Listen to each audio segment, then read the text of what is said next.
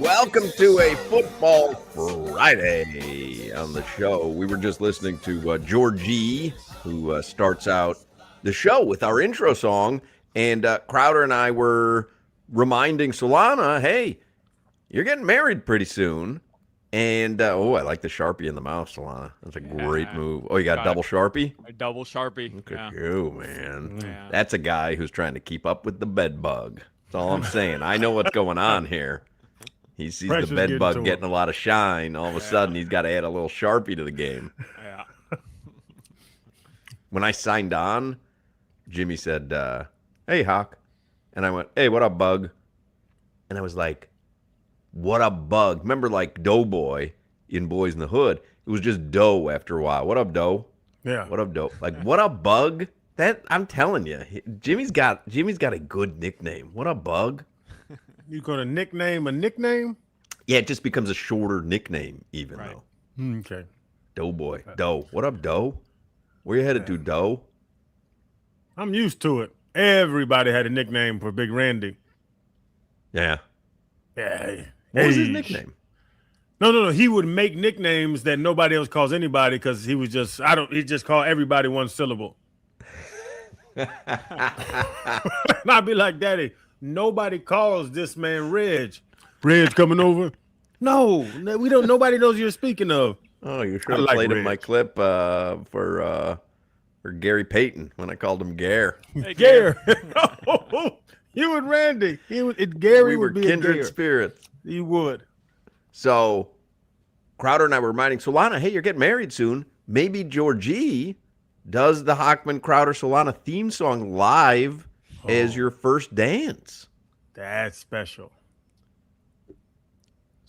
Special? That's the word you're choosing there? Yeah, he would obviously do a slower version of it.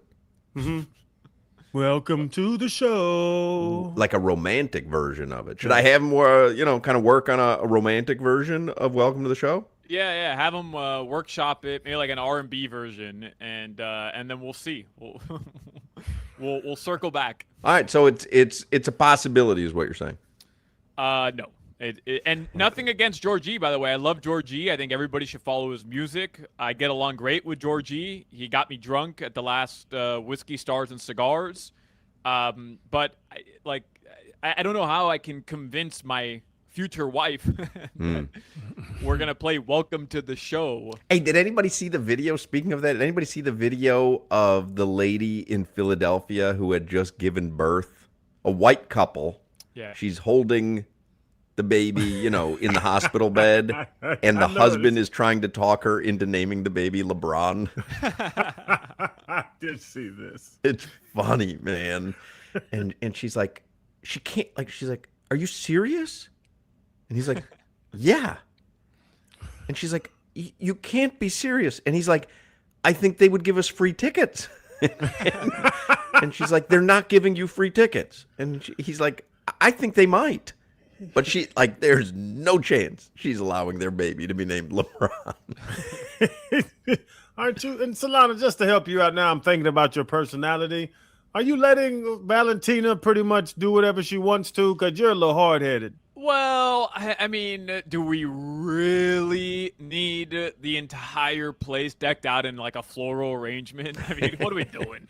Right. You need some Dolphins posters and NFL pennants. It should look more like a place showing Sunday Ticket.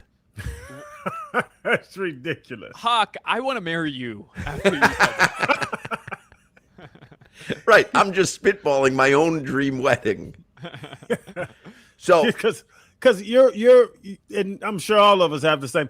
Women think about their wedding when they're 4 years old. Yeah. It is so different. Yeah. Wedding days, men to women, is so different. This is something they've thought about. They've have you ever in your life, I've been married almost 30 years. Had you ever pictured yourself walking down the aisle or removing the veil from your future wife's face to I had to go through the motions of being overwhelmed by seeing her in her wedding dress, because that's such an important moment. They capture it on video, The first look. Usually Yeah. they Yeah. turn you around and she's there in the wedding dress. And I mean, that was like me. That was like Crowder on Tamron Hall. It was such BS. But I saw the dress before. I knew what the dress looked like. I saw her in the dress when she tried it on. What? I It know what wasn't the a dress looks surprise. like. I know what she looks like. It can't be that dramatically different. Yeah, she had makeup on. I've seen her with makeup every Saturday night for years. Which annoyed me, by the way, because I don't like makeup. I've always been a big believer. I just don't like makeup. Lori doesn't wear makeup because I don't like it. But of course, for the wedding, she had to wear makeup. Yeah. I'm like, yeah, in my head, you look like Bozo the Clown. Huh, but how do if you say you don't like makeup, that's I a don't. weird stance. Yeah, I just don't like makeup. Like, you don't like the way makeup looks, or they do I it don't wrong? like the way Lori. No girl that I ever dated. I was always like, I just didn't like makeup. It doesn't do anything for me. I just like the way someone looks naturally. Now, it probably, if you want to go deep into it, probably stems from my mom, who, I'm not kidding you, would spend 2 hours every morning applying her makeup, and then 2 hours every evening removing her makeup. And when I say every morning, every evening, but my mother she was out of a fashion magazine. And, if she would not go out if she didn't have her face on. And so that probably is what it stems from, is my guess. But I literally, Lori does not wear lip gloss. Nothing on her eye, nothing on her face. She does not wear makeup, but that's because of me. You could have married like a Mormon or something, couldn't you? I tried. You guys saw your wives in their dresses before the wedding? You have to purchase it. Right, but I why would honestly you don't go? recall. I think she went dress shopping with her friends, Yeah. like somewhere in Fort Lauderdale. I honestly don't recall. That's what that's what the women do. Like, it's like a thing. They go with their friends and their Yeah. relatives. Right, but you don't go. You're not supposed to see her in her dress What do until the you- day of the wedding.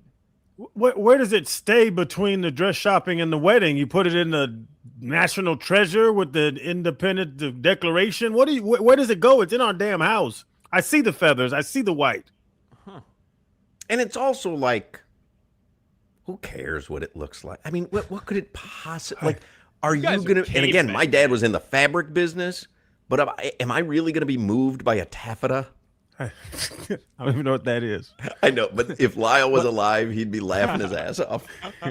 Let me tell you a little secret too, Solana. I don't want to, kill this good day. That dress that you're about to spend thousands of dollars on will Yeah. never be touched again. Yeah, and you're gonna drag it around from place to place. You don't even know why. Yep, it's in our back room right now. I don't know, man. I think I'm a crier. I think first time I see Valentina in her dress, I'll cry. I'm a cry. I'm an emotional dude. I hope you can. I wish I could have, because it would have meant something to Lori. I know Crowder's able to cry on command. I've seen his appearances on Tamron Hall. Why And you the pivot. always hitting me. And the I'm pivot. a crier. I'm a crier too, but those wedding benchmark moments, like, I know it's coming. I know exactly what's going to happen. I've seen the run of show. Like, the surprise of things make me cry. It's beautiful. It's a wedding. Like, it's true love. But it was it was true love before the wedding. I don't know. I'm just telling you, I didn't have that. When I looked at her, I have it on video. I looked at her. You'd have thought that I was staring at the Mona Lisa for the first time because I acted. And by the way, I would do the same act if I actually saw the Mona Lisa, because I know how you're supposed to act. Wow, that is stunning. I can't believe that you're the only person I'll have sex with for the rest of my life. That's not marriage. Wow. It's a very micro look at marriage. Wow. No, Solana, play the do your best, Denzel Washington. But Nicolas I don't Cage, think John I don't think Travolta. I don't think I'll have to. Like I think it'll be organic. I hope it is. I hope Yeah. you have that in you. I didn't have it in me. Let me just ask you, what's going to change after that date for y'all? Well, you're going to take her last name, right? For one. What's her last name? The show's gonna be the Hochman, Crowder, and Leone show in 8 months. Hochman, Crowder, Lalone. Hochman, Crowder, Lalone. All right, I want to get into stuff here, and I want to have enough time with Josh Appel and all that hoo-ha. Dolphins play 1 week from tonight. Dolphins maybe not only missed out on Ruben Bain, may have missed out on Carson Beck. I don't know how much weight you want to put into one preseason performance, but I watched that game mouth ajar going, that dude is going to light up the NFL. Had some good throws, Hawk. He did. He really Come did. Come on, no, man. He did. These are your hurricane glasses you were watching with last night. Who would you rather have on your team right now? Ruben Bain and Carson Beck? They could have had both. Or Quinn Ewers and Caden Proctor? This is a funny question because Ruben Bain, I'd take Ruben Bain in this cup of iced tea I have in front of me. Question that I have decided to ask. Ruben Bain and Beck. I'll take it. Let's get headlines here with Alejandro Leon, brought to you by Doral Kia. In Miami at a Domino's game, you'll find your abuelito, and whenever you want a low price, you save with your Pricito. Save now with your Pricito at Doral Kia. Valentina standing at the altar and Solana gets walked down. Solana gets given away.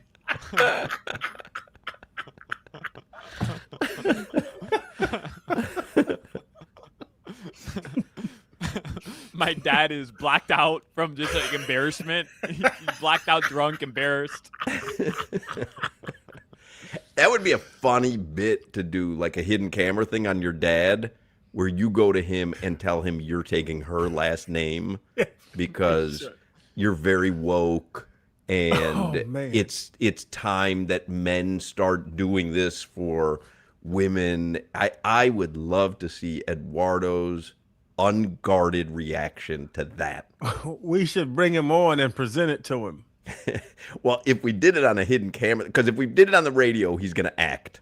Yeah. But if that was a hidden camera video, he's like, Poppy, I just want to talk to you about something.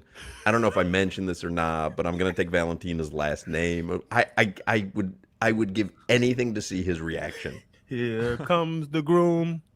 All dressed in black. Here comes the groom. This is it. We got something going, Solana. You might want to do this. Yeah, no, yeah, definitely have something going. Yeah. You guys are hilarious.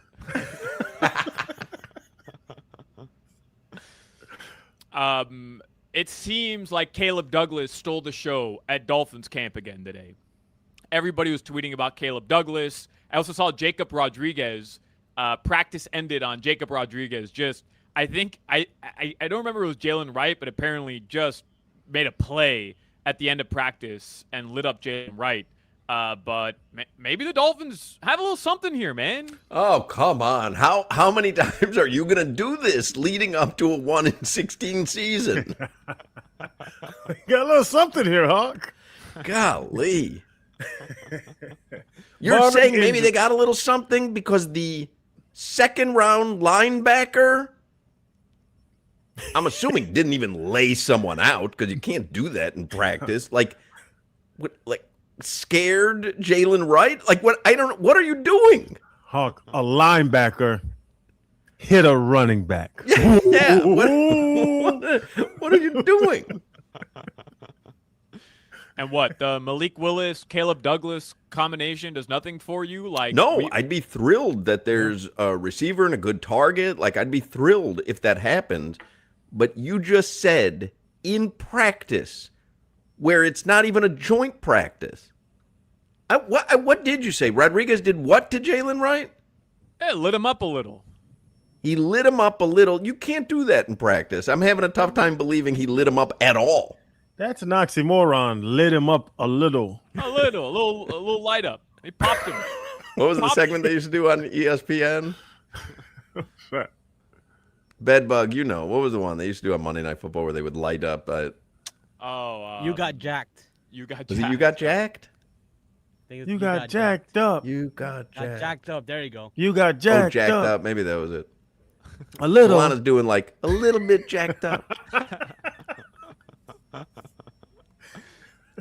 Bro, the ending to that game, Carson Beck looked really good. He Finished looked good.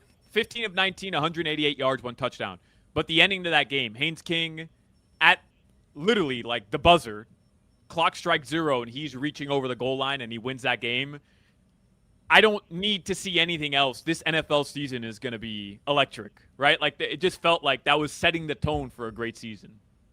Plus, that coach could have just opted to kick a field goal and end the game in a tie. Oh, but you can't do that. You could. No, they go you into, can't do that. do they go into overtime? No.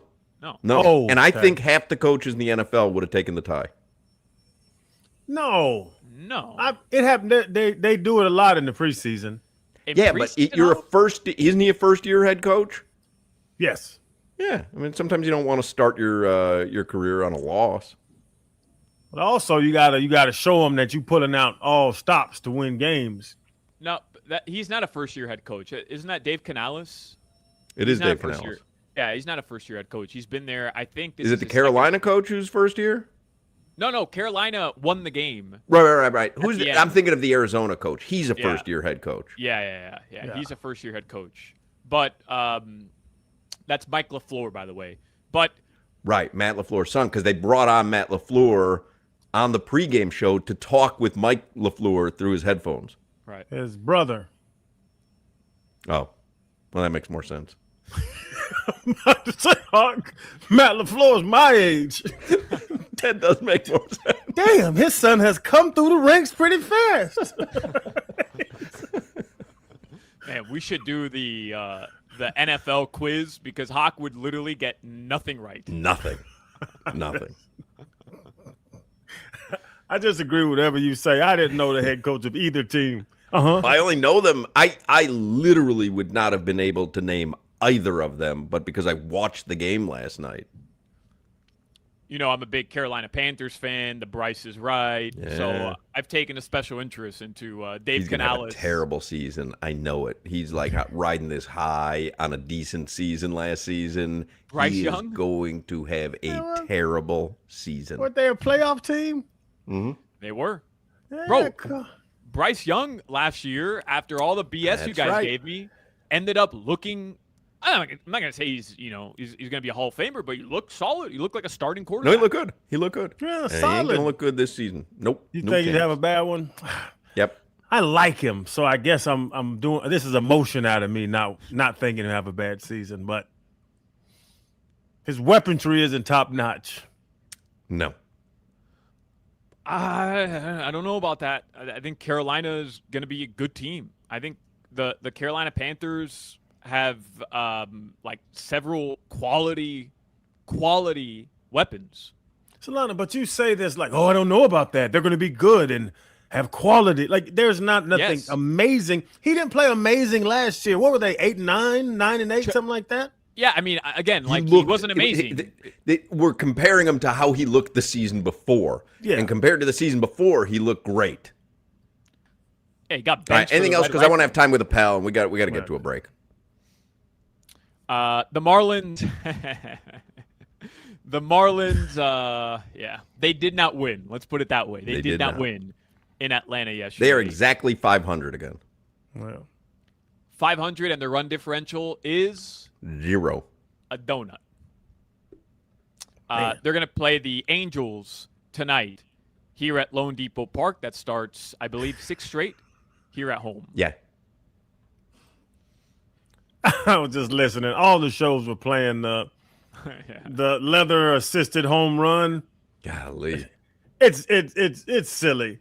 Rod Allen was so you could just hear it in his voice. It just tickles me how disgusted he was by It's that. so embarrassing. It's so embarrassing. Oh, Internally come on. screaming. Yeah. Yeah, he was upset. I enjoyed his passion for baseball, but I felt bad for him. You got to make your mic a little bit louder, Jimmy. I don't want to miss any of your gems. Copy. Thank you, Bedbug. You're welcome. Your weather in South Florida right now, it is 90 degrees. Tonight, the lows are going to drop into the low, maybe mid 80s. Some rain also expected throughout the weekend, by the way, because of a low pressure coming in from the Bahamas. This weather report is brought to you by Tornado Roofing and Contracting. Beat the storm. Schedule your free roof and window estimate today. Call 954-968-8155. You went from not knowing what the temperature is to talking about low pressure fronts coming in from the Bahamas. Low pressure coming in from the Bahamas. It seems like a bit of a disturbance. There's no expectation that this wave, which is really a tropical wave, is going to develop into anything serious. But what's going to end up happening Josh Appel is going to join us next on Hard Rock Bet. Everyone's invited to the party. Your name is on the list. Sign up with Hard Rock Bet today and bet $5 on anything. If it wins, you also score $150 in bonus bet. So you've got your winning bet plus an extra $150. That's how you get the party started on Hard Rock Bet. Payable in bonus bets, not a cash offer. Training camp is underway. That means football season's right around the corner. You can bet right now on the Hard Rock app. Who wins it all? Who's going to be the MVP? Who's going to be comeback player of the year? If you're more into the college game, you can put a wager in right now on who's going to win the Natty. So get your action in on the Hard Rock Bet right now. Baseball is heating up. This summer, Hard Rock Bet has the hottest betting odds in Florida, introducing the 10-cent summer sale. VIG, juice, fee, whatever you call it, they're cutting their cut on winners, spreads, and over-under pregame baseball bets. So it's the same bet, you're just getting better odds. Swing for the fences all August long with the 10-cent summer sale, only on Hard Rock Bet, valid for moneyline, spread, and over-under pregame markets with odds between minus 250 and plus 250. In soccer, Miami continues its quest for another trophy tomorrow against Mexican giant Monterrey. If you'd like to put a little action on it, maybe a same-game parlay, someone to score, someone to get an assist, maybe Miami over 3 goals, however you want to draw it up, Hard Rock Bet gives you tons of ways to stack your picks into an epic same-game parlay. It all starts with you downloading the Hard Rock Bet app right now, offered by the Seminole Tribe of Florida. Must be 21 plus and physically present in Florida to wager. Terms and conditions apply. Concerned about your gambling? Call or text 1-833-PLAY-WISE. You're listening to the Hawk, Crowder, and Solana Show. I notice you guys don't listen to me very much. What's that? What'd you say again?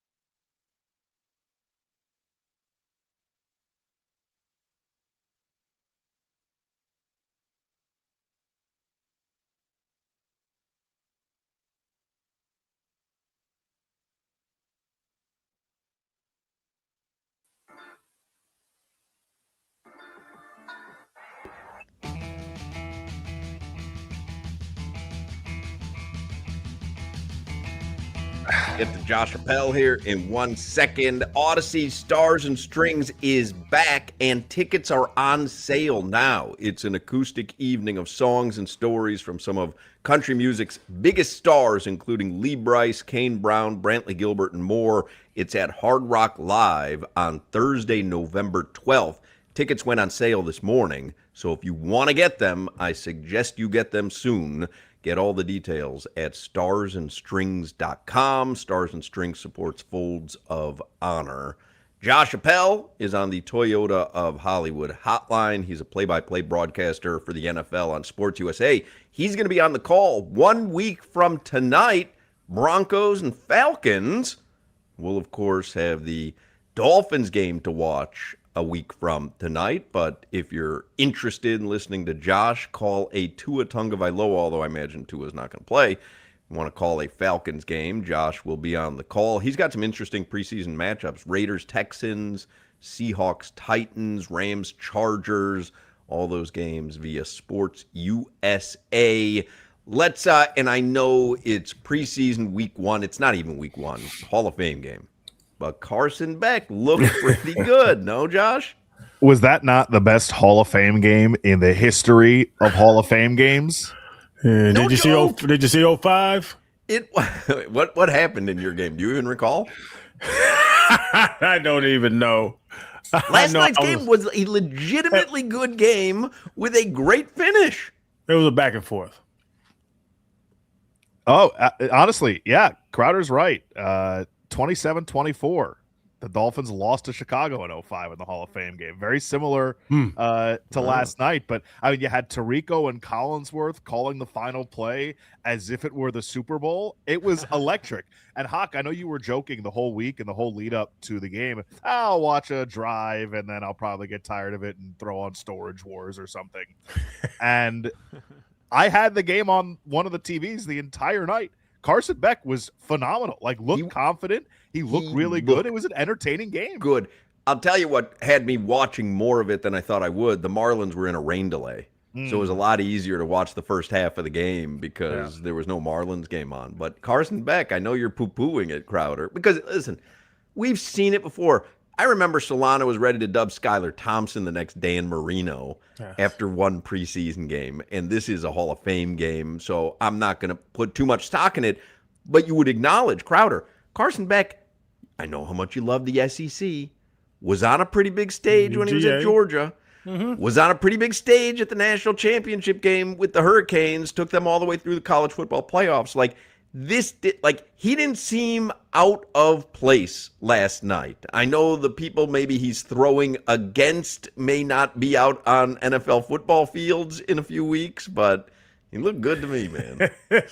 This was a college game extended. These guys aren't going to play in this league, Hawk. And then you say, look good. 14 for 19, 180. 14 for 19, 180? That gets you going? That gets your blood boiling? Tua would have given his left arm for that. I can't get caught up in it because I was a part of it. And, you know, I'm running down with Eddie Moore. Me and Eddie Moore on kickoff together. You remember Eddie Moore? Of course. Look, I know how this happened. I've read this book. It's not a very good book. Well, I don't think it's a hot take to say that Carson Beck's NFL career began in Canton, and I think 15, 20 years from now, they will be playing a Hall of Fame game where Carson Beck will be an inductee based on his performance last night. But in all seriousness, though, that was a serious take. But in all seriousness, like I always find it fascinating the folks who poo-poo preseason performance and those who celebrate them. Because to me, like, what is the alternative? That he looks terrible? Like, wouldn't you rather him look good against players who, whether they're going to be in the league or not, like, you would prefer that he plays well. So your point is valid for sure. The Skylar Thompson example is a really good one, but these are important reps for these guys, and they're important reps for guys who are trying to make the team. And Carson Beck is a relatively high draft pick for a quarterback, and they've got question mark there. It's a big game. I think the interesting part of it for Carson Beck is that Arizona's maybe the worst team in the league, unless you think the Dolphins are worse. So Carson Beck might be in a situation. I don't know if Jacoby Brissett's contract is guaranteed or not. If I'm the Cardinals, I say, hey, how'd you enjoy that holdout? Yeah, I know we acquiesced, gave you a little more money. You don't get any of it. Hit the bricks. And I hate saying that. He's a local guy. I'm a Jacoby Brissett fan. But I do think because of how bad Arizona is, there's a completely different element to Carson Beck looking good last night. Because they may be in a spot where they're potentially drafting Arch Manning or have the first or second pick. What if you found a guy because he played 17 games, you got him in the third round, played in the SEC, played in the national championship game? What if you let him play all 17 weeks and see if you have someone or if you're going to need to draft someone with the first or second pick? It seems as though this will be Jacoby Brissett's time until it's not, right? Like if they're sitting at 1 or 2 wins halfway through the season. But why would you waste any time is my point with Jacoby Brissett, because you know he's not taking you to a Super Bowl. Well, here's why. Because they play one of the toughest schedules in the entire NFL. I think it's the 4th hardest in the league, and you don't want to have a situation where you're throwing him out there in the regular season against some of the best teams in the league, and automatically he doesn't perform well, his confidence is shot, and he's done. He should sit there and observe a veteran quarterback who's been through it before and see what it's like in the regular season before they just throw him out there. To your point, on a bad team, they got some skill talent, like Marvin Harrison Jr. has the pedigree of someone who's good. He hasn't lived up to that yet. Trey McBride is one of the top 3 or 4 tight ends in the league. Michael Wilson was a 1,000-yard receiver last year, and they've got 2 or 3 running backs, one they just spent the 3rd overall pick on. Mm-hmm. So they're not a disaster per se, but just based on who's in their division, what their schedule is like, people aren't expecting a lot from this team, and deservedly so. So I think if he gets on the field later on in the season, I think he can perform well if everybody at the skill positions are still playing. Like, you could do a lot worse than what they have supporting there. But I think in their situation, throwing him out there week 1, that's not going to go well for him. But isn't that similar to Quinn Ewers, Malik Willis? Like, why did we give Malik Willis $40 million and Quinn's already here and he was good in college too?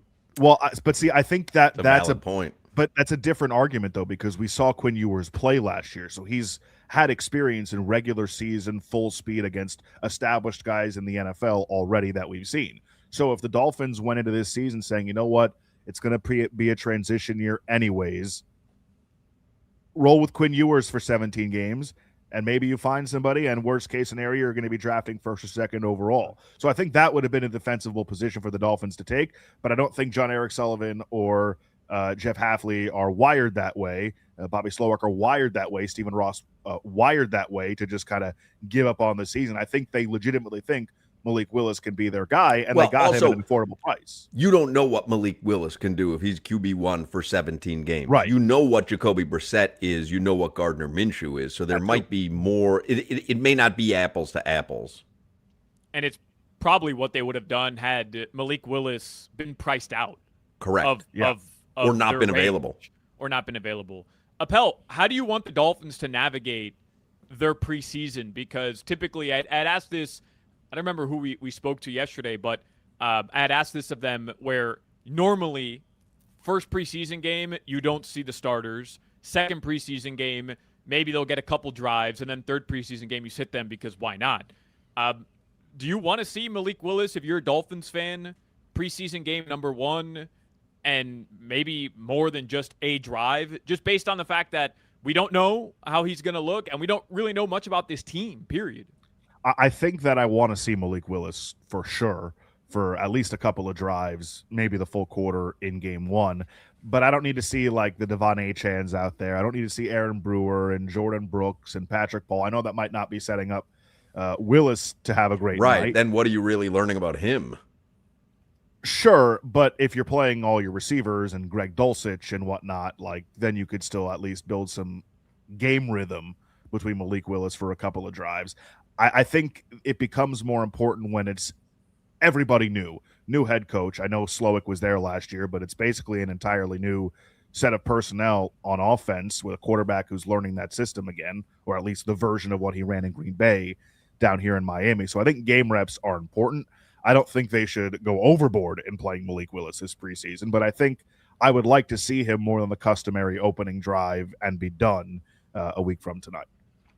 Could they bench Malik Willis for bad play? I just thought about. I had a different question, but as you were talking about his weapons and all, could you bring Malik here, give him the 45 for 3, or whatever the numbers were, and then be 1-7 and go to Quinn Ewers? Because that would be weird. I agree that would be weird. I think it would have to be like catastrophically bad from Malik Willis for them to entertain benching him, because I could see a scenario where they're 2-6, 1-7, and he's not necessarily the issue, right? Unless he is going out there and turning the ball over multiple times every week and just giving them absolutely no chance to win, and it's that much of a disaster. That's the only scenario I could see them moving on, but benching Malik Willis in the middle of the season. I just think so much of this is going to be determined on how it looks, right? It's very plausible they can be 2-6, but is it a competitive 2-6? Are they getting blown out every week? Like, again, it's what I've said to you guys every time we talk about something related to this general idea. It's about how it looks. Is the process okay? That's going to be the biggest thing to determine what they do moving forward. It's all about the process and what it looks like and whether or not they're competitive. What are some of the biggest storylines going into the NFL season? For me, it's mostly quarterbacks, Malik Willis included. I'm obviously interested to see if Patrick Mahomes comes back from injury. I'm interested to see what Kyler Murray does with a new setting and a decent team. I'm interested to see if Deshaun Watson has a second act in the NFL. I'm interested to see Baker Mayfield, how that all plays out in Tampa. Like, what are some of the big storylines that you see going into the season? Well, I think Tampa is a really interesting one because on paper you would assume that they are the favorite to win that division again. But the Saints with Tyler Shuck, they seem to be turning things around towards the end of the season last year. The Falcons, they're somehow always in it every year, no matter who's playing quarterback. They're always in that 8-10 win range, battling for that division lead or that division crown. And the Panthers won the division last year. But I'm getting a lot of bad vibes from the Bucks in training camp between the Vita Vea trade demand, what's going on with Baker Mayfield. Mike Evans is gone from there. There's already like this simmering frustration amongst the fan base with Todd Bowles. So I could see that thing going south pretty quickly and opening the door for somebody else there. I'm curious to see what Aaron Rodgers and Mike McCarthy look like with Pittsburgh. I'm so intrigued by the AFC North. A healthy Joe Burrow in Cincinnati this year. Can he play the full season? Is that a team that address some of their issues defensively? Are they a team that can compete? Is Lamar Jackson and the Ravens under Jesse Minter and one of the youngest offensive coordinators, I think the youngest coordinator in the league, Declan Doyle, how is that going to look in Baltimore this season? And, of course, again, Aaron Rodgers in Pittsburgh. And then, is Aaron Donald going to come back? Yes. He worked out. Doesn't it seem like it's trending that way? Yes, he I worked think he's out coming back. for the Rams. That's still the best division by far in football. Can the Seahawks and Sam Darnold do it again? They lost the Super Bowl MVP. They drafted a running back this year as well. Jeremiah Love's tandem mate, partner, whatever you want to call it at Notre Dame, Jadarian Price. Can the Niners stay healthy? Like, they have some weird vibes going into the season again as well with all that's gone on with Kyle Shanahan. They just played Brock Purdy. Is their window, is this it for them this year and next year? Is this their window? Because everybody there is getting their money. And we know with the Rams and Stafford and McVay, is this their last go at a Super Bowl? So I think there's a lot in the NFL this year that's fun, that's interesting as it pertains to the Dolphins. The Bills got themselves, I wouldn't call DJ Moore a 1A receiver, but they got like a 1B, which is better than what they had in their group as far as like the headliner that the Bills have had since Stephon Diggs. Is this the Bills' year? Are the Patriots going to take a step back this season? Like, there are so many intriguing storylines around the league this year. I covered about 27 of them there, but yeah. Correct me if I'm wrong. Is the most intriguing storyline for the Dolphins, are they the worst team in the league? Yeah, I mean, they're probably in contention for that, unfortunately. right? Like the expectation for them could not be any lower. Can they exceed those? Can they win a handful of games? Can they win 4 or 5 this year? I think everybody would look at that if they get to 4 or 5 wins and say, all right, that went better than we expected. Yeah. No, you brought up one of them late. The Bills Patriots thing. Who runs the AFC East? The Bills just fired their head coach. The Patriots just went to the Super Bowl. The Patriots have to run the AFC East now, right? Did the Bills miss their window? Maybe. I'm so curious to see how the Joe Brady head coach era works there, because if you remember, when he first got to the NFL with Carolina as an offensive coordinator, that did not go very well at all after he left LSU. Obviously, when you take over an offense led by Josh Allen, it's going to be made to look a lot better. And a lot of the things that they're going to do offensively will be what's best suited for Josh Allen. Like, Josh Allen is their entire team. So is this going to be an Adam Gase scenario or a Mike McDaniel scenario where, maybe not to this degree, but when the defense is on the field, is Joe Brady going to be sitting on a cooler next to the quarterbacks, planning for the next drive? Like, I'm curious what that's going to look like in Buffalo. And they're opening a new stadium, which will be really cool for the Bills as well. But again, we talk about vibes. The vibes around the Patriots, also very odd. Like all the stuff that happened with Vrabel in this offseason. They bring in A.J. Brown, who always plays nice the first couple of seasons at all of his stops before he wears out his welcome. So, again, we'll see how that plays out between those two teams. Ain't nobody worried about that man getting a little whoopee on the side, Josh. The fun thing is, it's all here. NFL season is upon us. Dolphins open next Friday. Josh, next Friday, will be on the call of the Falcons and Tua. We're up against it. We have to take a break.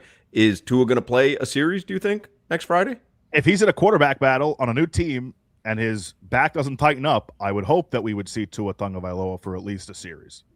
Josh will be on the call for that Falcons game next Friday for Sports USA. Thank you as always, Joshua. Time of our lives. What could be better? Always love talking with Josh Appel. Yep. All right, Cheetah Pompano, that is your party headquarters. Birthdays, office parties, bachelor parties, divorce celebrations. I mean, it all goes off, especially on the weekends. Cheetah Pompano, such a great spot to watch a game or a fight this weekend. Got VIP areas, 4 stages of entertainment, and the most beautiful ladies in South Florida. And you know, Cheetah Pompano Beach, they've got that amazing complimentary gourmet lunch till 3 p.m. every day. Happy hour specials till 6.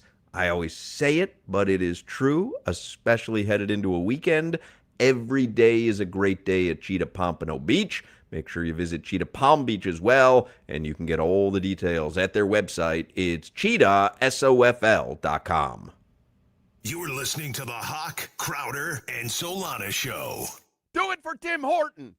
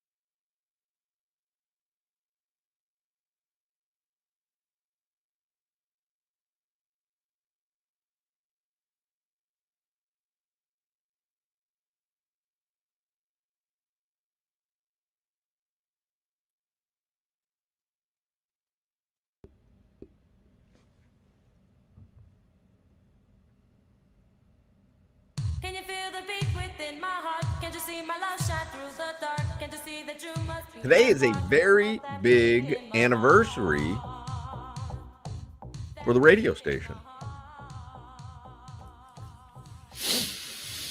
You want to guess? For the radio We came together.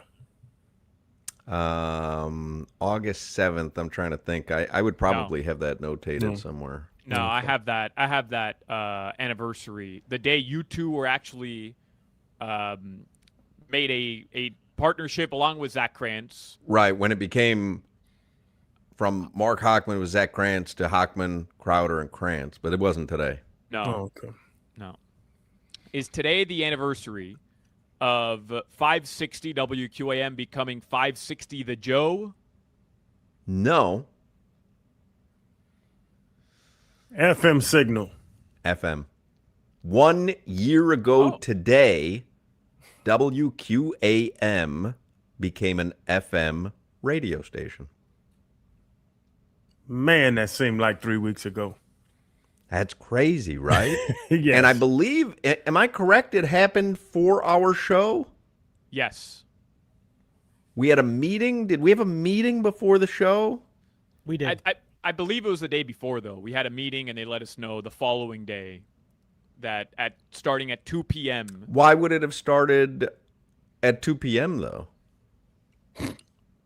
It's our show, the best show. No. I, honestly, if we had the meeting the day before, why wouldn't they have started it with mornings? They want to show out. I feel like the meeting was that day. No. No? No, Hawk, you meet a lady your first date, you show out. What? I don't know what that means. What is that? I don't know what you're saying. If you switching over, the first second should be just a boom. Well, that would be Joe Rose's show. That's why I'm confused as to why I'm you just guys talking think with- it happened the day before. I'm talking with swag. I love Joe. I think it happened that day because this was 104.3 The Shark. And I don't think they gave them a heads up, a 1 day heads up. I think they told them like that afternoon, hey, you guys are coming to an end in an hour, something like that. I don't make it to a lot of meetings. Well, you know what? I don't even think Solana was in town. I was in Uruguay. Yeah, so how are you answering? I don't know. I have no idea. But I got Crowder on my side because he hit you with a no, like a real He's wrong, confident- though. No, I was at that meeting. Right, you were there, Jimmy. Wasn't it the day of? Yeah, it was the day of. Yeah. But I do remember when they switched the signal, I remember us being the first thing on the station. Correct, because the meeting took place around noon that day. No one knew that this was going to happen. The meeting took place around noon, and then the switchover happened right when our show started. Okay. I can't believe I'm arguing with Solana because I just realized that he wasn't even in town. I wasn't even in the country. Wasn't even in the country. But I knew the whole time what was going to happen. Goodness great. Yeah, That's because I consulting told with you. You didn't know anything.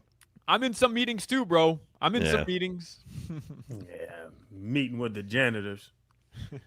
You know, I think I told this on the air once, but I had figured that out before it happened. I was the only person to have figured it out because I'd put a couple of pieces together, and I told Len, our program director, who's retiring, by the way, I told Len, I know what's happening. And this was like a week or so, 2 weeks before. And he played dumb. Oh, no. I wish that was the case. It would be great on FM. Like, and then remember we got off the show? It was 6 o'clock. This was like 3 weeks prior to it happening. Yep. And my phone rings, and it's Claudia, our vice president. She goes, I understand you may have figured something out. So then I played dumb. I don't know what you're talking about. That is a figured that true out. story because I remember that conversation as well. Well, anyway, this is the 1 year anniversary of WQAM becoming an FM signal.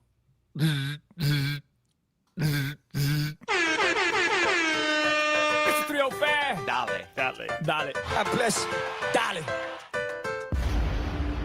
Dale. Thank you, Bug. You're welcome. 305 is sponsored by Miami Lakes Chevrolet, where you walk in as a customer and drive out as family. Lee Sterling is going to join us this hour with a UFC pick for the weekend, also an NFL future. Now's the time to start getting your NFL futures in. So we'll talk with him. Let's get headlines to start out the 3 o'clock hour first. From the story from yesterday with the air marshals, Mm-hmm. they weren't all air marshals. They were law enforcement. They were. This dude went crazy on a plane with a bunch of damn policemen and ex-policemen. I don't know. You know, I'm a spiritual guy, but those weren't air marshals. They were just policemen in different places and saw what was going on and started tapping people and telling them to move. Yeah, there's a news story that we had seen now. Because I did, when Crowder told us the story about being on this flight and a guy goes crazy and there happened to be 3 air marshals. And I'm like, man, it's so rare to have air marshals on a domestic flight. What are the odds that on this one, and Jimmy had looked it up, I think it was like less than 1% of domestic flights have air marshals on them. They're usually saved for international flights. And turns out that they were law enforcement, not air marshals. And they just went up there smooth. You know what? I would have been the first one if I knew what was going on, but I had my apple juice. Right. Had they tapped you on the shoulder, given you the wink or whatever, you'd have known. Yeah, I'd have known it's action time. Yep. Because we learned from Crowder years ago, his law enforcement was claps at someone. Hey. You got a loud clap. Yes. Yeah. Hey. That's scary. And That's you were getting ready to do that, and then law enforcement jumped in. Yeah. Then I saw it was like, what was it, like the sergeant of some police department, retired sergeant. He did an interview. I didn't want to intervene on the operation. I studied this film because there's a whole video out, and I think it was Local 10 that had put together the entire package. I can see a red hat, which is the hat Crowder is wearing right now. Oh, that Alabama hat.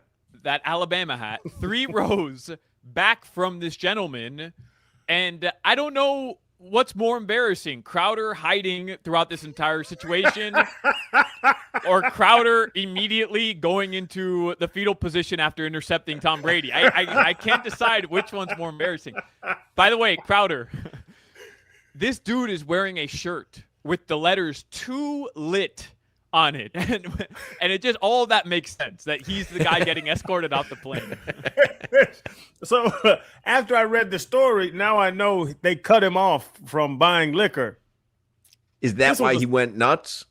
That's why he snapped. This is a 7 a.m. flight. Now, you know, I can put down some drinks now. We hung out, all of us. Doing? Why do you have to get hammered on flights and at airport bars? Oh, but to 7 a.m.? They don't even sell liquor at the airport at 7 a.m. I mean, that's crazy. That guy had drunk so much on that flight from New York to Fort Lauderdale? Hawk, let me tell you, I saw his eyes. That's not just alcohol. He would have to have drunk car gas to get that gone that fast. Sounds like a guy who's been tailing my picks. He's trying to end it. The only way to overcome. I would have bet the first half under last night. That would have been my play because I'm always like, yeah, offense just can't get it together. And before I blinked, it was 14-14. I would have lost everything last night. But I didn't bet, so I consider that a win. Wow. That whole thought process is jaded. If I bet and lose, I lose. If I don't bet, then I win? Correct, because I didn't lose. If you don't lose, you won. If you don't lose, you're neutral. Did anybody do anything special for the game? Jimmy, did you do anything? Get a pizza or anything? Anything special? I got BK. Oh, you did? BK. I read a story yesterday. We got to get the headlines. I read a story yesterday. BK had like a 13% year-over-year increase, same-store sales, which is how they, that's how stock prices work, and that's how you it's how you're looking at growth, right? You're looking year over year, same store sales for these big giant restaurant companies, and Burger King outpaced McDonald's, which is a rarity. But Burger King has had this ad campaign about new burgers, fresher taste, and they're really leaning into, we know people were unhappy with the food we were serving, and we've corrected it. I still haven't been there, but Jimmy, how was it? What'd you get? A double Whopper. Double Whopper plain? Yes, cheese plate. Yeah, double Whopper plain. Fries or rings? Fries. Fries. Shake? Coke. Coke. Full sugar Coke? Full sugar Coke. Yeah, good for you. Now, what does plain mean? Meat, bread? Yeah, meat. Yeah, the meat, bread, and cheese. Cheese. You don't want to miss out on the cheese. With No yeah, sauce? No pickles, no onions, no ketchup, no. Well, no pickles, of course. Listen. Anybody who gets pickles on a burger needs to have their mayo. head examined. That's a weird order, Jimmy. What'd you do for the game, Solana? Just had a little asado at the house. We cooked some meat on the grill. A little Caesar salad. You know, people are saying don't eat the lettuce. Yeah. Man, I went right to Publix. I bought those Taylor Farm Caesar salads, and I said, F it. I'm eating lettuce. I don't care anymore. If I get the bug, I get the bug. I want it. Yeah. You want the stomach virus? Oh, my God. I always say, what's better than complete evacuation? That lettuce gonna run through you, ain't it? I buy Cyclospora tabs. I take it as a pill. I take it in pill form. Solana, it was iceberg lettuce, not romaine. Well, do they even know what it was? No, They don't said know. it was iceberg lettuce. Because I then eat a lot of salads. But they kind of moved off it, I think. Yeah, but didn't something happen where like Taylor Farms? Yeah, they'd made a donation to the Trump administration. Then all of a sudden it wasn't Taylor Farms' fault anymore. Yeah. Heady play, honestly. Hats off. Oh, genius. It worked on me. I'm like, all right, F it. Taylor Farms, Caesar salad is BOGO right now. Let's go. I ate a salad last night. I mean, just. I'm a gambler by nature. But I think once something goes bad, then there's so many eyes on it, they have to make it good. I don't know if that's Right. a bad, thought process. in Well, life. you just don't want to get one of the already tainted bags of lettuce. But that new batch is The new batch. clean. Yeah. It's like they always say, you want to fly after a crash. Like Yes. the day after an airline crash, like probably the safest day to fly. Well. All right, headline, Solana. Let's just circle back to something that we discussed yesterday. Jonathan Taylor got paid, and we were discussing Jahmyr Gibbs. When's his payday coming? Well, it took about 8 minutes after we signed off yesterday, and he became the highest paid running back in NFL history. 3 Yeah. years, $75.75 million, $55.5 million guaranteed. That knocks Devon Achane down to 6, the sixth highest paid running back based on average annual value, which is $16 million. Jahmyr Gibbs will make $22.5 million per season. It's pretty good signing by John Eric Sullivan, right? To do it when he did it. Not that he was going to jump Bijan Robinson or Jahmyr Gibbs, or Jonathan Taylor, but it may have raised the market enough where you're spending a couple million more. And because they did it early, they probably ended up saving a couple mil. Bijan, Jahmyr, Christian McCaffrey, who else? Saquon. Chan was asking me about this because we were watching this morning. You, as a player, you want to add a little money to the market of your position. And Chan was like, everybody can do that? And I said, no. He was like, what, just the special players? I said, that's a great way to put it. You're talking about Christian McCaffrey, Jahmyr Gibbs, Bijan Robinson, those type guys, Saquon Barkley.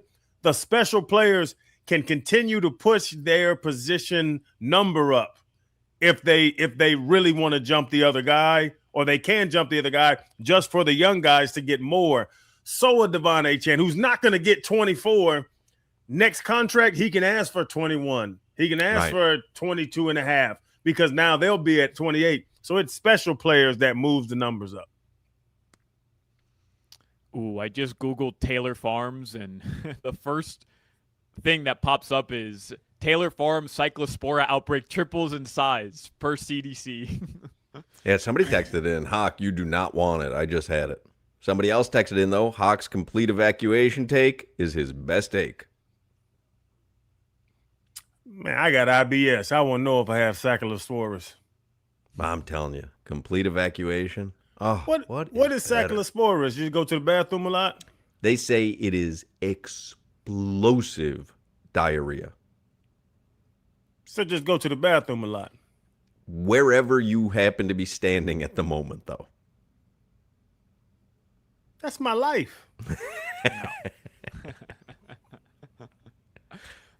Inter Miami continues Leagues Cup play tomorrow. They host Monterrey at 8 p.m. And Marlins will play. Are you going to that? Angels. Nah, I'm pretty good on Leagues. I've gone to 2 straight Inter Miami. Oh, I thought you had said you're going, but I guess you went to an Inter Miami game and then you went to a Leagues Cup game. Because you went to 2 games in a row at New Stadium. I did. I went Saturday and Wednesday. How was the ingress and egress the second time? Egress was solid, but remember, I left during the rain delay. Most people did not. Right. Ingress was just as brutal. I hate to do that because I think New Stadium's awesome and people should go check it out genuinely. And I love the environment in there. And I'm a fan of Inter Miami, you know that. So I'm not trying to hate on the stadium. I'm happy that they built it in Miami. But yeah, I mean, the parking situation is a disaster. It took me 45 minutes, like from the time I got in line to get into where. Is it just because they only have like one parking attendant? Like, what is the issue? It's just unorganized. It's chaos. Yeah. I mean, we could go deeper if you want later, but it's just chaos and it's unorganized. I still think you should check it out and just go early, and hopefully they figure this out. It's still, being perfected, but it's a nightmare to get in there. It just is. Can you get Cyclosporus from Bubblicious? Possible. Is it just lettuce? Is Bubblicious just lettuce? No, I think it's got high fructose corn syrup also. No, Cyclospocus. Is the only thing Cyclospocus is lettuce? They think it's lettuce, but nobody really knows. They don't know. We're waiting for RFK to give us some kind of update. Because I was heavy on lemon heads the last 2 days, and they lit my stomach up. It's not gonna be lemon heads. You see RFK declare he has no gag reflex? Like, very proudly. He just I have no gag reflex. He is the weirdest guy, man. This guy, he eats roadkill. Like, his whole life has been, like, just eating whatever, and he's a Kennedy, too, which makes it that much weirder. But he said, I can eat anything because I have no gag reflex. How does he test that? That's weird. Yeah, and I got to tell you, like, that'll get you a lot of jobs if you're not in the, health field. I'm good. It doesn't matter what you put in there. I can take it. Stay off my monster.com. By the way, Dolphins are having an open stadium practice tomorrow. I believe it is free to attend. 10 a.m. All right. Your weather in South Florida right now, it is 90 degrees. Tonight, the lows, they are going to drop into the 80s, the low 80s. And like I mentioned, expect some rain this weekend. All right. Lee Sterling, professional sports handicapper. He's going to join us in the next segment, and we will get some picks from him, including an NFL future. So do not go anywhere. By the way, that weather report was brought to you by Tornado Roofing and Contracting. Have a leaky roof? Take action now. Get your free estimate. Call 954-968-8155. How does $30 million in guaranteed prizes sound, ladies and gentlemen? That's right, $30 million in guaranteed prizes. You can cash in this football season in Las Vegas with 3 Circa Sports contests, entry starting at $1,000, all with no rake. Start with the Circa Million. 18 weeks of point spread action, 128 ways to win. Then there's the Circa Survivor. Pick one winner each week, Last one standing wins. And then you've got the Circa Grandissimo with a $100,000 entry. You enter in Nevada, but you can play from anywhere. $30 million in guaranteed prizes. Visit circasports.com for all the details.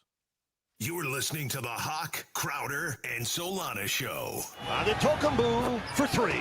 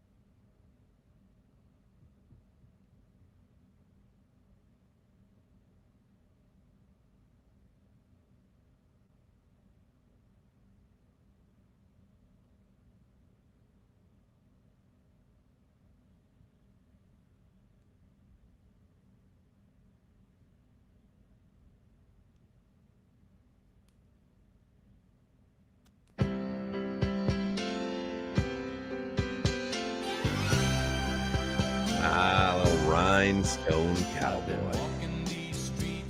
Theme song for years now with Lee Sterling, who is joining us on the Toyota of Hollywood hotline. Lee Sterling is a professional sports handicapper. The website is ParamountSports.com, and you can follow him on Twitter at Paramount Sports. And not only does he have a football future, he's got a UFC pick, and he has been on his game when it comes to mixed martial arts. By the way, Lee, before you give us a pick, can you handicap at all? Like, did you watch the Hall of Fame game last night? Does it do you any good as a handicapper to watch that game? I love the way Carson Beck looked. We had talked about it today already, and I think Hurricanes fans were excited to see him do well. But does that help you at all when it comes to getting ready for an NFL season or futures or anything in that aspect? Other than watching Carson Beck look like he was even better than 2-3 years ago, his arm strength just shows you that he was probably operating at about 80-85% last year. I think, Arizona's they had worse than Miami. Their defense, I know they were playing second, third stringers, but I think we're having a connection really problem here with Lee. It He's just cutting. shows you, you can find a few things, a few plays, not a whole lot. Let's try to either reconnect with them or get him on the phone, one of the two, because it just it's tough to hear what he's saying. Yeah, I don't think it helps. Well, would it help if you look like you'd have to play it way out? So the over under on wins for the Cardinals, I'm guessing, is 4.5, like the Dolphins. Yeah, right. So you may say to yourself, okay, I think I saw enough from Carson Beck. If I look at the end of the schedule and see who they're going to play at the end of the season, I think it's going to be Carson Beck who's playing, not Jacoby Brissett. And so might that affect where I slot in overs or unders, wins and losses? Like, you know what I mean? Like, yeah. Because all you're looking for is any kind of edge whatsoever, and I don't know if it gives you any of that kind of information. And that's the thing is that, and that's honestly why I think sports gambling is so much fun and people do it. But Huck, yeah, okay, Carson Beck looks good. Let me take his over on yards passing. By the time he gets in, Trey McBride and Marvin Harrison Jr. are hurt. Or, you know what I'm saying? Like, there's many variables. It would be season totals, though. There's going to be no over-under on Carson Beck yards passing because you don't know if he's going to play a single game or not. But to that point where, okay, Carson Beck looked good. Now he's going to play the last 6 games. Oh, they have some winnable games. But do they have winnable games with their entire team healthy? Or do they have winnable games? The variables at that time in the season would be tough to bet on a backup getting in the game 3 months later. Like, I know. That's what I was asking Lee. Like, is there any value to that whatsoever? Yeah. Like, I have no idea. And playing in the league, watching that game last night, half of those players are not going to be in the NFL next year. All right, we've got Lee Sterling back on the phone. You just had a bad internet connection, Lee, and we couldn't hear what you were saying. It was a shine from the new Hochman, Crowder, Solana, and Jimmy T-shirt. I saw it. I was going to mention because I saw that he was wearing a shirt from my son's shop, and he's got the Hawk, Crowder, Solana, and Jimmy shirt, and it looked good on you. Is it a good quality shirt? I mean, top shelf. I mean, it even has your picture on the inside, where it has the size. So, I mean, it does. It does. I'm so impressed. All I'm doing all weekend is I'm going to open up a virtual store. So if anyone has any suggestions for nicknames for me or, nicknames for our segment, I really never had a nickname growing up. So any nicknames for Paramount Sports or myself, I'm open to suggestions. So Solana's good with nicknames. We just dubbed Jimmy the Bed Bug, and we dubbed Gino Torretta the Big Tortellini. What do you have for Lee Sterling, Solana? I'm not even going to try to get creative here. He's the Rhinestone Cowboy, isn't he? That's what I was going to say. Yeah. Okay. Yeah. I like it. I like it. Okay. But Lee, does Hawk's face make the shirt better? Because I think it brings it My down face a little bit. is on the label where the size tag is. No. You can't tell me that doesn't make you happy every time you put the shirt on. Oh, I mean, and then the things that you're selling, that Hawk loves, avocado toast. I mean, those things should be selling 2 or 3 times what they're selling for. I appreciate, though, the 50% off coupon. Lee sent me a nice Paramount Sports quarter zip. I should have worn it today, but he sent me, a sharp Paramount Sports quarter zip. Anyway, you can get my son's shirts, the one Lee is talking about, the one you've seen Crowder wear and Jimmy was wearing yesterday. It's at horsemuffins.com or hawklovesavocadotoast.com. And the Jimmy the Bedbug t-shirts are up there now as well. So you were saying real quick, because I want to get to the picks. We're going to run out of time, Lee. Lee Sterling from Paramount Sports is with us. Is there any value to a handicapper in last night's game? Very, very little, other than Carson Beck's arm strength was off the charts. Other than that, Haynes King, he's the 4th stringer. He's not going to come in. But very, very little. Just like you guys are saying, more than half these guys will not be on the roster at the end of the year. But that was the thing I think a lot of Hurricanes had a takeaway from, was that Carson Beck was not healthy. Wasn't healthy, obviously, his final season at Georgia, but he wasn't healthy all season with the Hurricanes. Right. I mean, he had surgery. I mean, that kind of surgery, it probably takes 14 to 16 months. He's 17, 18 months, from the surgery, and he was throwing ropes.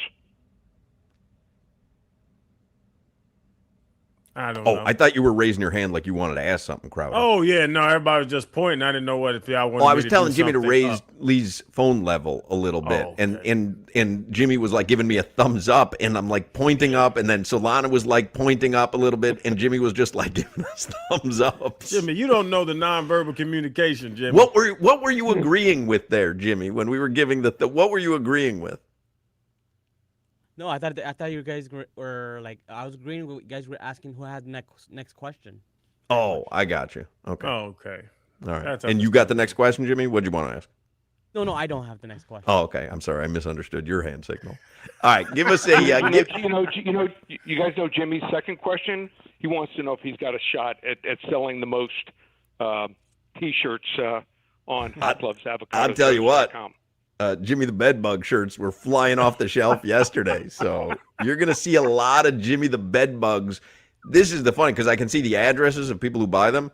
Like, you'll see a bunch in South Florida, but man, you're gonna do a double take when you see somebody walking around with Jimmy the Bedbug on his shirt in Arkansas. You got to be a fan of the show for sure. All right, give us an NFL future that you like.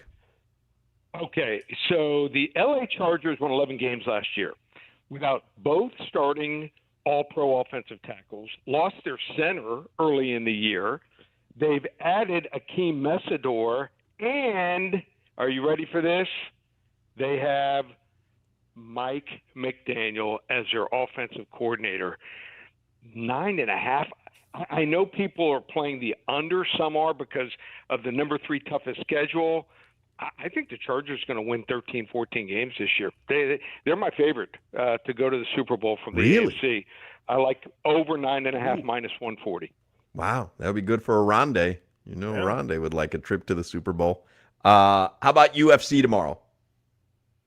The main card, the feature fight, Quillen Salkild. He's an Aussie. He is minus 140.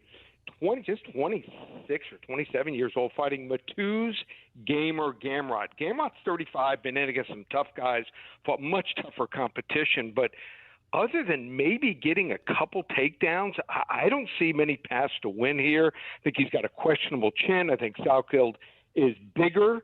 He is 2 inches taller. He has a 4.5-inch reach advantage. He's a good wrestler. I think he'll be able to get up. If he gets taken down, unless he makes a huge mistake and gets submitted, I think he's winning this fight. He's bigger, stronger, faster, and has better cardio here. Hasn't fought the level of competition, but he's going to get the job done. Aussie, Quillen Salkild, minus 140 over the gamer, Matuz Gamrot. There you go. Lee Sterling, I'm not joking. He has been on fire when it comes to MMA. You can get the entire card at ParamountSports.com, but he likes killing Salkilled tomorrow night. When's that? So that's about 10:15 p.m. So like a regular UFC fight card. Yep. And then Yeah, it starts at 8. So, yeah, 10:15, 10:30. and he likes the over Chargers win total for the season. I like that one. I like having a few NFL futures, which we'll do with Lee in coming weeks. The website again is ParamountSports.com. You can follow Lee on Twitter at Paramount Sports, and pretty soon you'll be able to buy your Rhinestone Cowboy T-shirts at ParamountSports.com as well. Thank you, Lee. Have a great weekend. All right. You too, guys. Take care. Be safe. There you go. Lee Sterling, couple of winners, hopefully. Football season is upon us. We have talked about it plenty, and that means a visit to Caneswear should be on your agenda, especially you just want to celebrate Carson Beck's performance last night. I mean, you want to be around a bunch of Canes fans. It's great to be a Miami Hurricane. Perhaps another trip to the Natty is on tap. You got to get ready for the season at Caneswear or Caneswear.com. I remind you every day, too, there's plenty of stuff at their store and on the website. In addition to Miami Hurricanes gear, they've got Dolphins gear, Panthers merch, Heat merch, Inter Miami, the Marlins. I mean, we got an exciting sports time going on in South Florida here. I mean, Heat season, Panther season going to be kicking off soon. Dolphin season obviously is just 5 weeks away. Inter Miami's in the thick of it. Marlins are in the thick of it. Hurricanes start in less than a month. You got to get to Caneswear. You can shop the store in Davie or you can shop online at Caneswear.com. In Davie, they're on University Drive. They're right next to La Spada's. Someone texted me during the show yesterday. Just stopped at Caneswear and also grabbed dinner at La Spada's. And he said, what's a more perfect day than that? There really isn't. So you got to have some new gear in your rotation for all the upcoming seasons, and there is no better time than the present. Do a little shopping this weekend at Caneswear. And by the way, make sure you're following Caneswear on Twitter, Instagram, and Facebook. You'll get up-to-the-minute info on merch drops and sales. And also, they've got a lot of content up at Caneswear.com as well. Our friend Alex Dono is writing Canes content for them. So make sure you go to Caneswear.com. Make sure you follow Caneswear on social media. Caneswear, the spot South Florida sports fans shop. You're listening to the Hawk, Crowder, and Solana Show. I want Hawk to bathe me.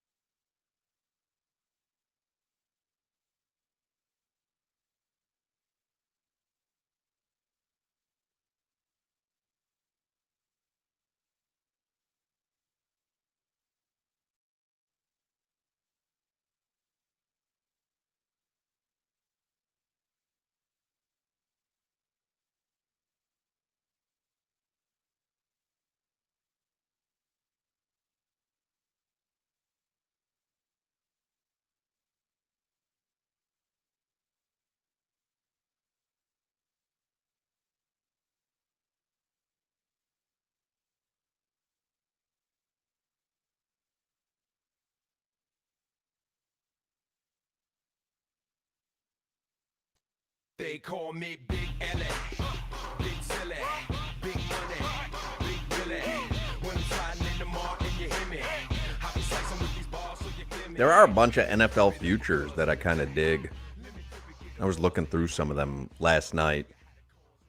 There's a couple NBA futures that I'm digging as well, too. I mean, there's stuff going on down here. I talked about it in the Caneswear commercial, but like when you think about what we're in store for, Dolphins obviously have a terrible outlook on the season, right? The expectations are exceedingly low. The Heat, unbelievable expectations. Yep. The Panthers, unbelievable expectations. Easy. The Miami Hurricanes, unbelievable expectations. Yep. Inter Miami, I'm guessing people expect them to repeat, no? Yeah, for sure. I mean, there's a sports excitement percolating in Miami. Again, the Dolphins are removed from it, but Heat, Panthers, Inter Miami, Hurricanes, and you could throw the Marlins in there too because they are in the playoff hunt. Like, there's stuff going on, man. Oh no! Once the Panthers and Canes got back on top, the Heat always have expectations. But yeah, it's the Dolphins letting us down. Honestly, I just and I'm part of that family, but they're letting us down. But they're really not, in my opinion. Like, the reason why I'm not upset with the Dolphins is I asked for this. To be fair, like I asked for the total rebuild of this organization. It's, to me, last year they let us down. This year they're not letting you down. They're doing what you want them to be doing. Yeah, they're going through a process that, in my opinion, and I think most people would agree, was necessary at this point. Yeah, but we did this with Flo's first year. Yeah, and then Flo's gone, and now McDaniel comes in, and now Chris Greer spends a bunch of money, and now he fumbles the bag. So, yeah, I'm not saying the last 4 months are letting us down. Just bigger picture. The Canes roll back with crystal ball. Yeah. A long history, a long window, but the Canes roll back with crystal ball.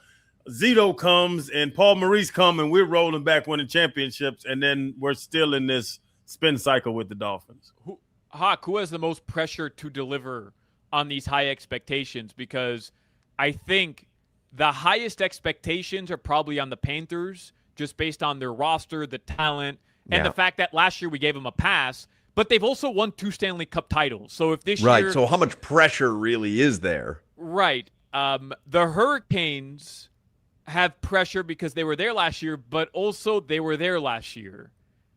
And it's a new quarterback. Like, you can think you've got the best guy available in the NIL era, but anytime you change quarterbacks, it's a bit of a crapshoot, and I think everybody knows that. But now you're at the big boy table. Right. I mean, Gino said it. You have to go to the college football playoffs. Right. But I think the Panthers have to go to the Stanley Cup. But don't they? Like you said, they've given us two out of 3. So is it the Heat? The Heat have to be a top 4 seed in the East.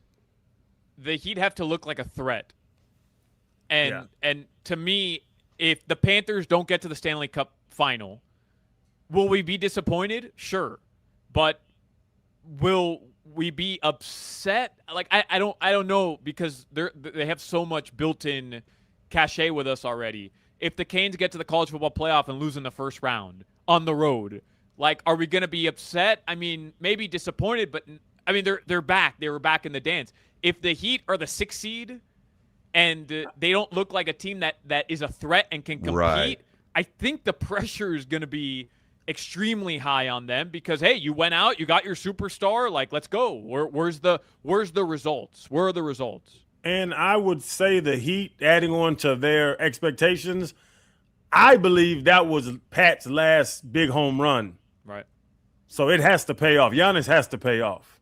Worst case scenario, Heat are a 6 seed and just can't ever get it going, and the Bucks win the title. Bucks ain't winning the damn thing. But that is worst case scenario, correct? That would be, be a terrible way to go out. There's a video of Tyler Hero that the Bucks posted going into the Bucks locker room for the first time. Yeah. And the first comment was like, they put this boy in the corner. He is stuck in the corner, man. He is.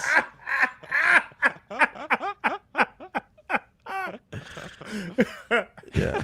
That's where I was sitting in locker rooms. I don't know if that's good or bad. That's where I saw Spider-Man. My seat's for Spider-Man. Where Tyler Hero's locker is in Milwaukee. We're going to go see Odyssey tonight. Man, I don't think I could sit through it. Are you going to see it at the IMAX? No. You know, I'm cheap. I'm going to see it at Flipper. Yeah, I don't think I could sit. Isn't it like a 3-hour movie? Yeah, Flipper Cinema. Yeah, close to 3 hours. Yeah. Do you know anything about the story? It's based Not on at all. the I book. know there's giants and there's little people, and I like little weird animals. Jimmy, did you really just say it's based on a book? It is. Yeah. There's no one who doesn't know that. That was your insight into the Odyssey? It's based on a book? That's why I asked him if he knew anything about the story. That was my way of saying, have you read the book? It's about a guy's journey trying to go back home. Right. That would have been a more appropriate answer than it's based on a book. That was Boys in the Hood. I'm trying to go back home. Did you see it, Jimmy? I did see it in IMAX, not the And? special IMAX. I loved it. Yeah. No, Did you see everybody. it, Solana?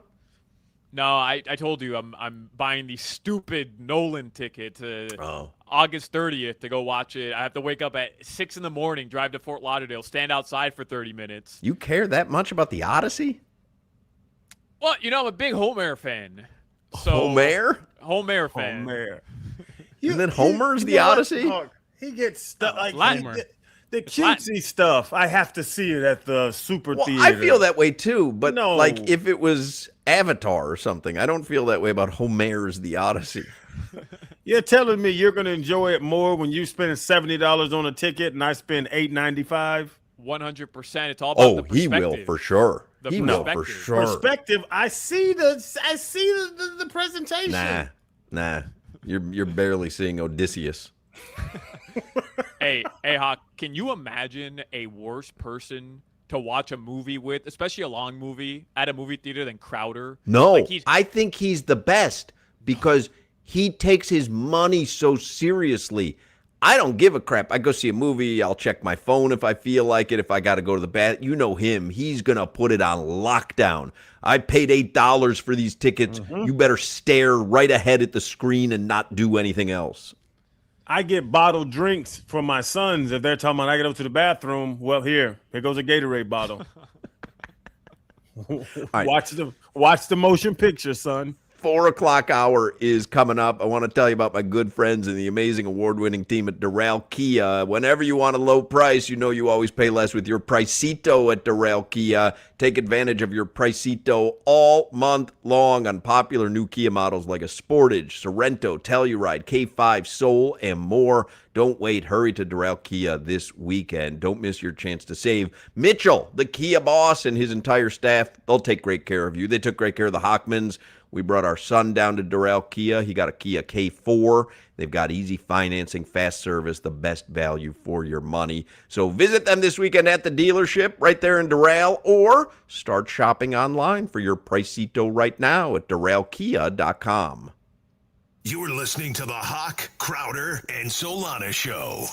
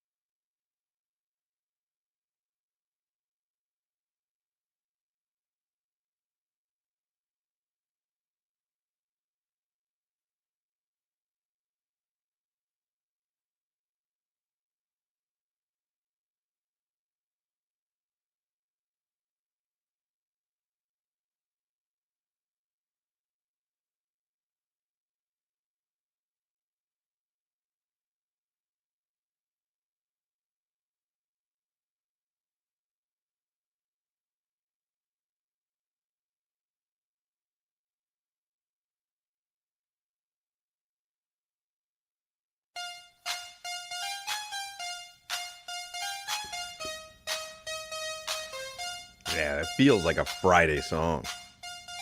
Jimmy the Bedbug on the ones and twos. Jimmy texted us during the commercial break. Is me interjecting it's based on a book the worst answer I've ever given on this show? And it's possible. It is up there.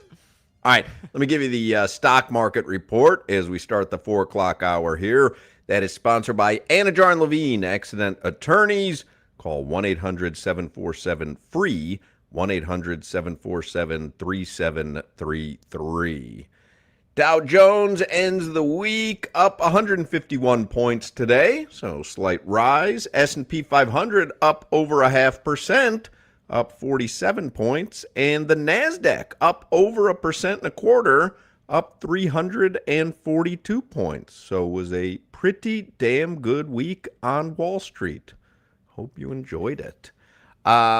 We are 1 week away from the Miami Dolphins beginning their preseason schedule, and they've got joint practices next week. I don't even know. Is the preseason game next Friday? Is it here in Miami, or is that in Washington?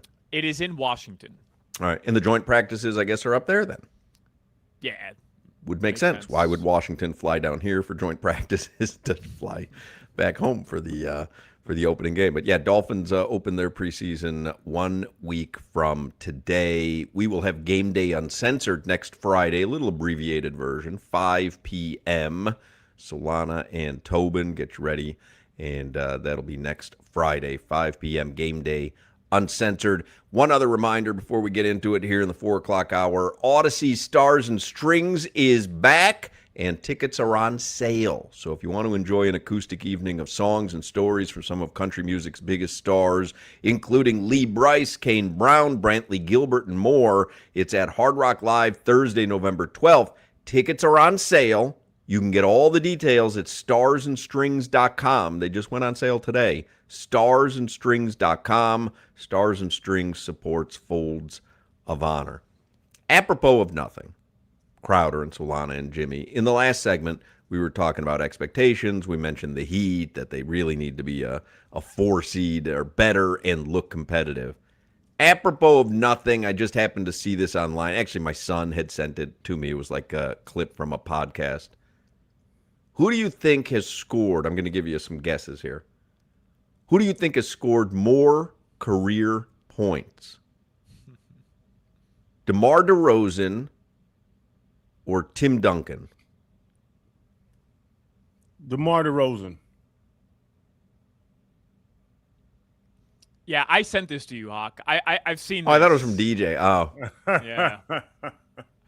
Yeah. Yeah, different game, high scoring games, the new age NBA, DeMar DeRozan. wasn't sharing the court with some of the better players in NBA history. But Tim Duncan, like, you think of longevity, you think of games played. He played games. You think of the amount of games he played. I mean, Tim Duncan, I wouldn't be shocked. Like, in this exercise, had you told me Tim Duncan's in the top 10 all time in scoring, I wouldn't be shocked. Well, Tim Duncan has 26,496 total points. DeMar DeRozan has 26,711. So it's not a slam dunk. It's a few hundred points more. And DeMar DeRozan's still playing, so he's going to add to that total. And DeMar DeRozan's no puppy, Solana. DeMar hasn't played 18 games. He's been in the league for a while. For sure, but don't you think of Tim Duncan like somebody who you think of the Spurs dynasty starting with Tim Duncan? I mean, this dude, as other than LeBron, as long and successful of a career as you can think of in the NBA. Well, you think of Tim Duncan as just a 30-point-a-night guy? No, but a 20 and 10 guy for his entire career. But the longevity of it, I know what he's saying. The longevity is just they're going to add up over time, but he's sharing the court with. The only reason I bring it up is, you and I, we love DeMar DeRozan, and I love the idea of having a guy who can score at will. This exercise kind of shows you that. Who do you think has more career points, DeMar DeRozan or Allen Iverson? Whew. See, now Allen Iverson was like leading scorer in his day. He was new age basketball. I would say Allen Iverson if I'm betting money on it. Yeah, it's DeRozan. That's crazy. How about DeRozan or Dwayne Wade? It's a hard competition now. I'm going with Wade. It's DeMar DeRozan. It's pretty wild. Yeah. Did you watch that entire clip that you had sent me, Solana? I watched the entire thing, and I checked everything too because I So didn't did I. believe. I didn't believe what the name you're getting to. I didn't believe. Well, the list here, Crowder, DeMar DeRozan has more career points than Oscar Robertson, Dominique Wilkins, Paul Pierce, Kevin Garnett. I mean, the list goes on and on. It's crazy. And Solana doesn't want him. And Solana doesn't want him on the Heat. Hall of Famer. Who has more points, DeMar DeRozan or Steph Curry? There's no way No, Steph got more than him. It's DeMar DeRozan. That's what I'm saying. It doesn't make sense. It's crazy. Is that a little bit of a looter in a riot situation with him? Well, I think there's some of that. Also, I think someone just put on the text, he doesn't get hurt. That's a pretty good attribute. He doesn't miss games. How old is DeMar DeRozan? 36. That's pretty wild. Did he come straight out? It just seems like he's been in the league since Oscar Robinson was playing. He's 37 years old. No, he played at USC. And he was a top 10 pick, by the way, with Toronto. So, like, it's not shocking. But I looked up, after that video, Hawk, I looked up the stats, and I'm like, what am I missing here? Like, what is it that I'm missing? And, bro, the reality is this dude's one of the best mid-range scorers in NBA history. Just strictly, like, mid-range jump shooter. He's one of the best to ever do it. The analytics actually prove that. And that stretch in Toronto, before he goes to San Antonio, he averaged 17, 16, 18, 22, 20, 23, 27, 23. He's averaging 20-plus points, almost 25 on average for several seasons. Then he goes to San Antonio, 21 per game, 22 per game, 21. And in Chicago, 27, 24, 24, 22, 18 the last 2 years in Sacramento.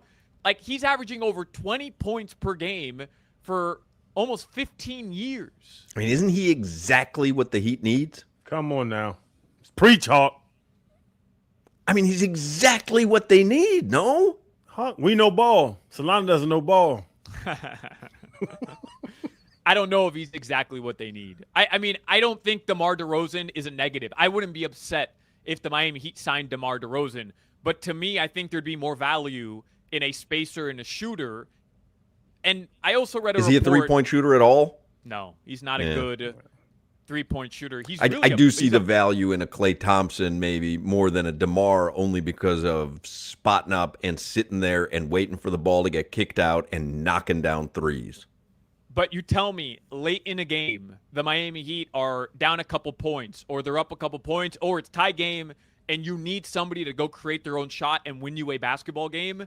Right now, I genuinely, I don't know who that guy is for the Heat. Like, we've talked to several people who have brought up that point, and that's why I thought LeBron would be perfect for this team. DeMar DeRozan does fill that need. There's no doubt about it. He does. I'm just saying we have the two rim guys who are stars. Tim Hardaway Jr., whoever else are those spacers you speak of. There's a little area between 22 and 18 feet away from that rim that isn't really being utilized right now. Yeah, but the reality is you have Giannis Antetokounmpo running at the rim. You have Bam Adebayo, who's a rim threat. And they're at the rim. Now you just kick it back. Wasn't that the Heat's nickname, the Rim Brothers? I don't like this one. Now you have a situation where you're adding DeMar DeRozan, potentially, who can't spot up and shoot threes very well. He's looking to have the ball in his hands. Like, it just, to me, the fit becomes a bit difficult to navigate when you have three guys who aren't quality outside shooters. That's a tough spot to be in.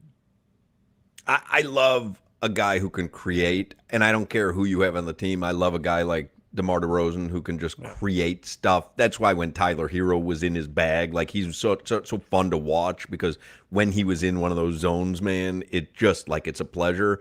But I think, like, gun to my head, I'd probably rather have a 3-point threat who can just sit out there and knock one down after another and draw people out so that Giannis does have a free trip to the rim because you can't leave Klay Thompson alone. You know, I like rattle badger basketball. One person in front of you is nobody in front of you. Go get to the bucket. Let's do headlines, brought to you by Doral Kia in Miami. At a Domino's game, you'll find your abuelito, and whenever you want a low price, you save with your Pricito. Save now with your Pricito at Doral Kia. Ava's coach talked to me a couple days ago. I didn't tell y'all. Put you in your place? He see, you always say it to be nasty. He was saying, hey, let's just develop the offensive scheme, you know, because he's noticed that I'm kind of coaching from the stands. Oh, so he put you in your place. And I'm not in my place. You see how I don't like the verbiage. Well, sounds like you got put in your place.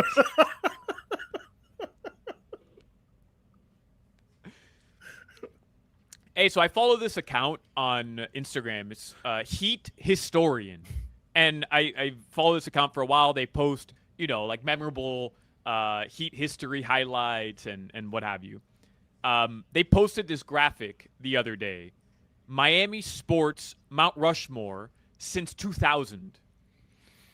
And do you guys want to guess who's on the Mount Rushmore of Miami sport athletes since 2000? I mean, I really have to think about this. Wade has to be on there. You have to have Wade. I think you have to have LeBron on there. Wade and LeBron are on there. Who? See, the Panthers ones are the ones that's going to get me because it's.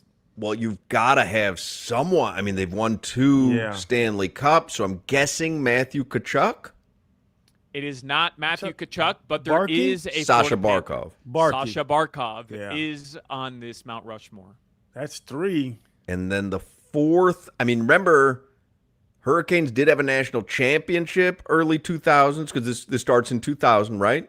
Yes. Mm-hmm. So, the quarterback. Ken Dorsey? Was it Ken Dorsey?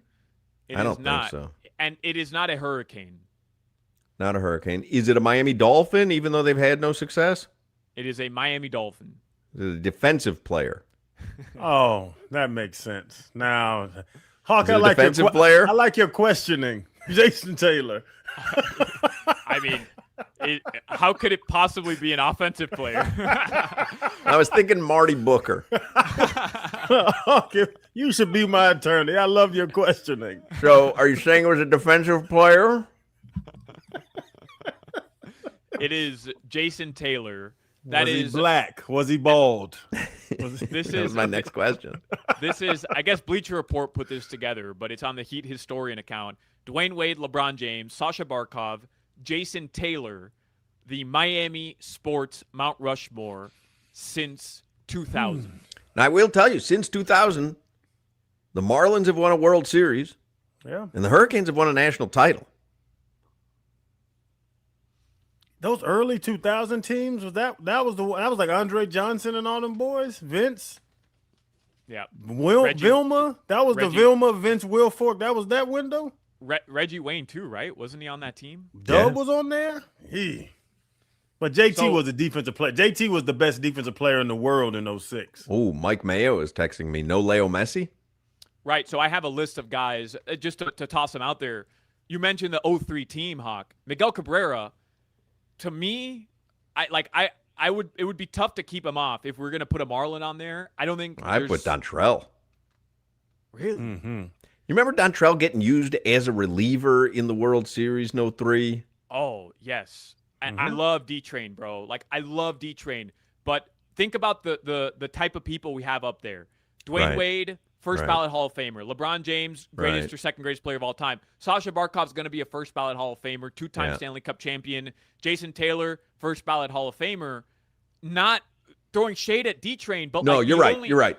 He was fun. That was fun in the moment. No, you're right. He does not compare to those guys. Miguel Cabrera is on that. He's on that tier. The question is, when Miguel Cabrera retires, is he a Tiger or a Marlin? I think most people would say a Detroit Tiger. Tiger, for sure. He hit the Triple Crown with the Tigers.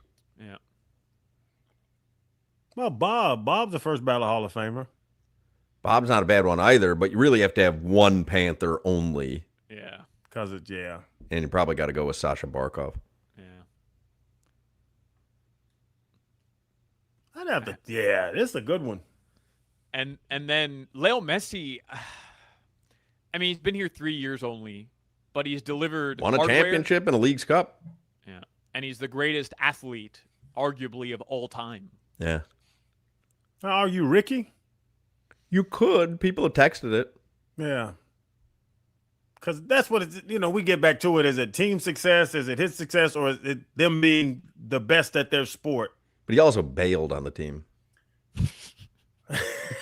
I mean, he did. You can't paint an incomplete picture whether you think it was justified or not. Like he disappeared right as the season was starting. Oh, he was having some trouble, man. Let the man sneak off. I'm not giving it any context. I'm just telling you, as the season was starting, and it is akin, Solana, to Devon Achan, who's going to be the entire offensive output. Mm-hmm. Ricky was Devon Achan, but 1,000 times better. It's Tyreek Hill. It's Tyreek Hill, Hawk, in 2022. No, you can't have the ball in a receiver's hands every single possession. And when Dave Wanstead is your coach, you can have the ball in the running back's possession every single offensive snap. So when Ricky left that team, it was during training camp, right? It was around this time, yeah. It was around this time. Like that, he wrecked a season. Again, I'm not giving it any context. Yeah. I'm not telling you why he left, whether it was justified or not. I'm just telling you, like, that happened. He saw the first team drill. He got 15 out of 15 carries. He said, yeah, Jack, I'm going to California. Yeah, I was too young for that. He went to Australia. I don't know where he went. Yeah, he lives in California now. Didn't Dan go with him, Hawk? Like, I remember Levitard being involved somehow in that. I don't think he went with him. He had traveled with him like a couple seasons before through Europe, but he reported he was the only one who knew Ricky was in Australia in a tent. Mm-hmm. He was living in a tent in Australia. We had some good bug spray. That's not a knife. I'll tell you, man. Yeah, now I'm name dropping. I don't know what I'm doing, but Ricky's one of the coolest people to hang out with in the history of the world. I don't think he knows what time of day it is. He doesn't have a watch. He just kind of lives. I remember going to his house when I was friendly with Dan. It was like a Friday night. I think we were on Las Olas, and Ricky lived east on Las Olas. You know, there's those houses off the water there after you get over the bridge. And Dan, we were with a bunch of guys, and Dan was like, we'll go over to Ricky's house. And we went there, and I don't think he knew I was there. He didn't know if I was his best friend or just met him. You know what I mean? Like, he's just like, talking, watching movies, whatever. Like if you would have asked him, is this your best friend, Hawk, or have you just met Hawk? I don't think he would have known. Yeah, Hawk. Yeah, he's a cool guy. That's him right there. Did you just meet him, or have you known him all your life? I don't know. We walked around a farm one time for about 4 hours. I got to a point, I'm like, Rick, what's the goal of this? What are we walking around this damn farm for, man? Oh, man, I just like looking at the animals, bro. I was like, come on, Rick. A lot of people have texted in that Jason Taylor played a season for the New York Jets. Should Zach Thomas be ahead of Jason Taylor? To me, those are very interchangeable, and I wouldn't find an issue with either or being on there. Was that first ballot? JT was a first ballot Hall of Famer, and he did Dancing with the Stars. See, Dancing with the Stars have nothing to do with this conversation. Well, maybe not in your parameters. In mine, it does. What was that, second ballot? I know he wasn't first ballot. No, I think it took him a while. Didn't like Armando fourth Salguero ballot? have to lobby for him like year after year after year? Yeah, that's crazy. I think it was his last year eligible. Really? Am I right about that? I don't know. I don't know. I went up there. I was at the ceremony, and I don't know. So, yeah, you're asking the wrong person. And it was just the anniversary was like a couple days ago. Yeah. All right, guys. Just locally here, a reminder that tomorrow the Dolphins, they do have that open practice. They'll be in the stadium tomorrow. And I had seen David Fiona's tweet out it's free. It's open to the public. So if anybody would like to head out there tomorrow, could watch the Dolphins practice. That's at 10 a.m. The Miami Marlins, I laugh because just two plays that you almost never see yesterday, especially two players colliding in the outfield, resulting in Ronald Acuna's ball actually going over the wall for a home run. Everybody's seen the highlight by now. Very embarrassing. They cannot win a game in Atlanta. Atlanta, for whatever reason, owns the Miami Marlins for a decade. Snake bit. They're going to... A little bit better roster, I believe. You know, I don't believe in superstition. I believe in superstitions. The Marlins are going to host the Angels. They're back at Lone Depot Park, ladies and gentlemen. And Inter Miami does continue Leagues Cup tomorrow. It's an 8 o'clock start time tomorrow. They host Monterrey from Liga MX in Leagues Cup. Your weather in South Florida right now, it is 90 degrees. It's hot. It's humid. Expect some rain this weekend, ladies and gentlemen. That's brought to you Couple by... of ladies and gentlemen in the last 30 seconds. I'm just addressing the audience, Hawk. No, I know. I just found that ladies and gentlemen is not a common current the way that one addresses people. Ladies and gentlemen reminds me of like a 1976 variety show on NBC. Ladies and gentlemen, put your hands together for Lonnie Anderson and Don Rickles. You know who said You incorporated ladies and gentlemen into the weather report. I've been watching a lot of Johnny Carson lately. Phil Donahue used to do it. Why can't I, man? Sure. Manny Fresh used to say, ladies and gentlemen, in his songs. Ladies and gentlemen. But it was cutesy. Ladies and gentlemen, and then the beat would start. What song is that, Crowder, by Sierra? Ladies and gentlemen. Yeah, that's Manny Fresh did that beat. He used to do it all the time. When you say Manny Fresh, are you talking about Dougie Fresh? Talking about no damn Dougie Fresh. I'm talking about the man's name I said, Hawk. Because Dougie Fresh used to have, I think the beginning of the show is ladies and gentlemen. That was, and you think Dougie Fresh was producing Sierra? Dougie Fresh was 77. What are you talking about? Get out of here. Dougie Fresh probably in his 60s now. Manny Fresh might have bit off Dougie Fresh or, whatever, send respect to him by doing it, but it was a bunch of songs Manny Fresh produced. It'd say, ladies and gentlemen, this Dougie Fresh is 59. Automatic, supersonic, hypnotic, funky fresh. Dougie Fresh is 59 only. Well, people your age say only after 59. But think about that. When the show came out, he had to be like 12 years old. Ladies and gentlemen. Yeah, it was like a drop. You see how the generations can come together? Lottie Dottie, we likes to party. When did that come out? Lottie Dottie? No, that was Dougie that Fresh was and Slick Rick, right? Yeah, that was a long time ago. That's the that was 80s. when I wasn't allowed to listen to rap. Well, and certainly not Lottie Dottie. Nah, I just looked it up. The person who produced that Sierra song, 1-2 Step, was not Manny Fresh. It's Jazzy Fa. And who did the? Because I remember how it sounded. Jazzy Fa. Who's Manny Fresh? Are you making this name up? Jazzy Faye. Jazzy Faye.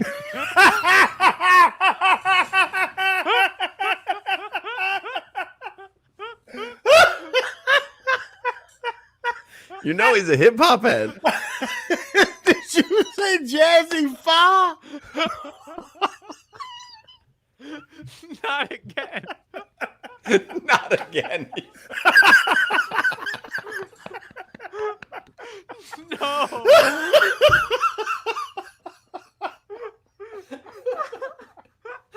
He goes, not again.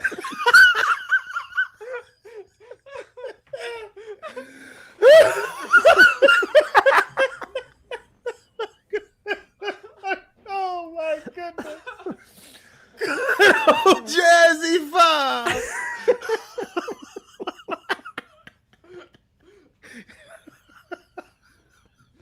Couldn't just let me finish the effing weather, man. Who's your favorite rapper? Jazzy? It's spelled P-H-A. P-H-A.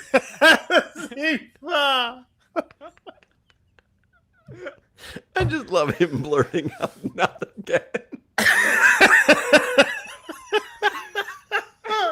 So fire and shoe, because they're just hanging out, making music. Not again.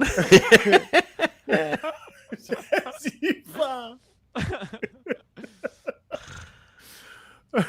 Oh man, y'all done hurt my stomach today.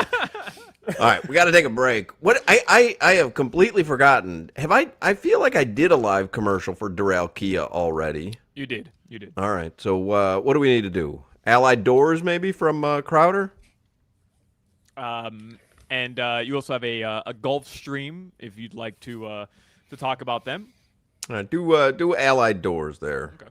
Oh boy, I love to tell people about the garage doors. If they're outdated, damaged, or not hurricane ready, you have to call Allied Doors. I'm telling you, it is hurricane season.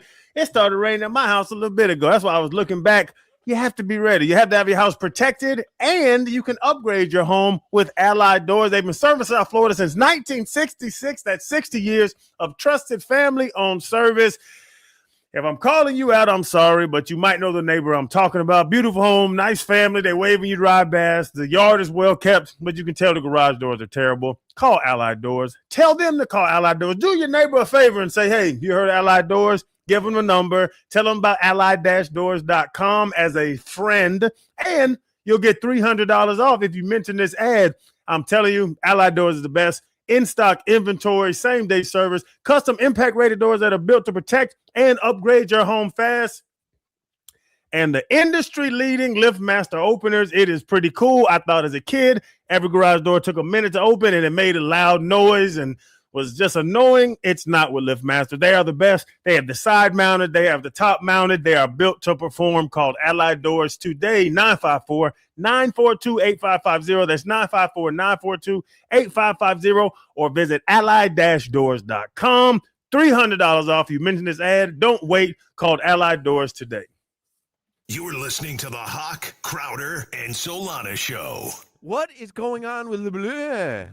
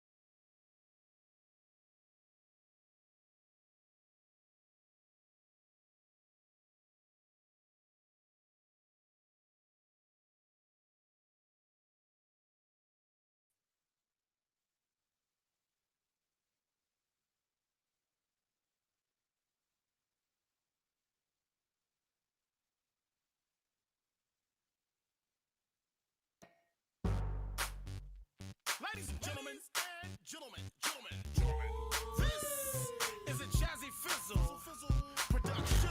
a Jazzy Fizzle production, Solana. Not a Jazzy Fa production. Oh, man. Nothing funnier than you blurting out "not again."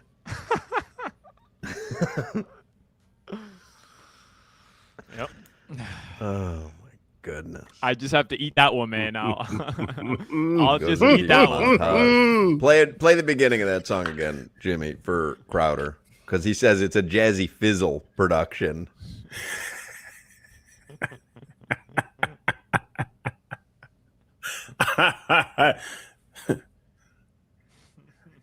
So, somebody, I did mess up too, but I knew it's not Jazzy Fa.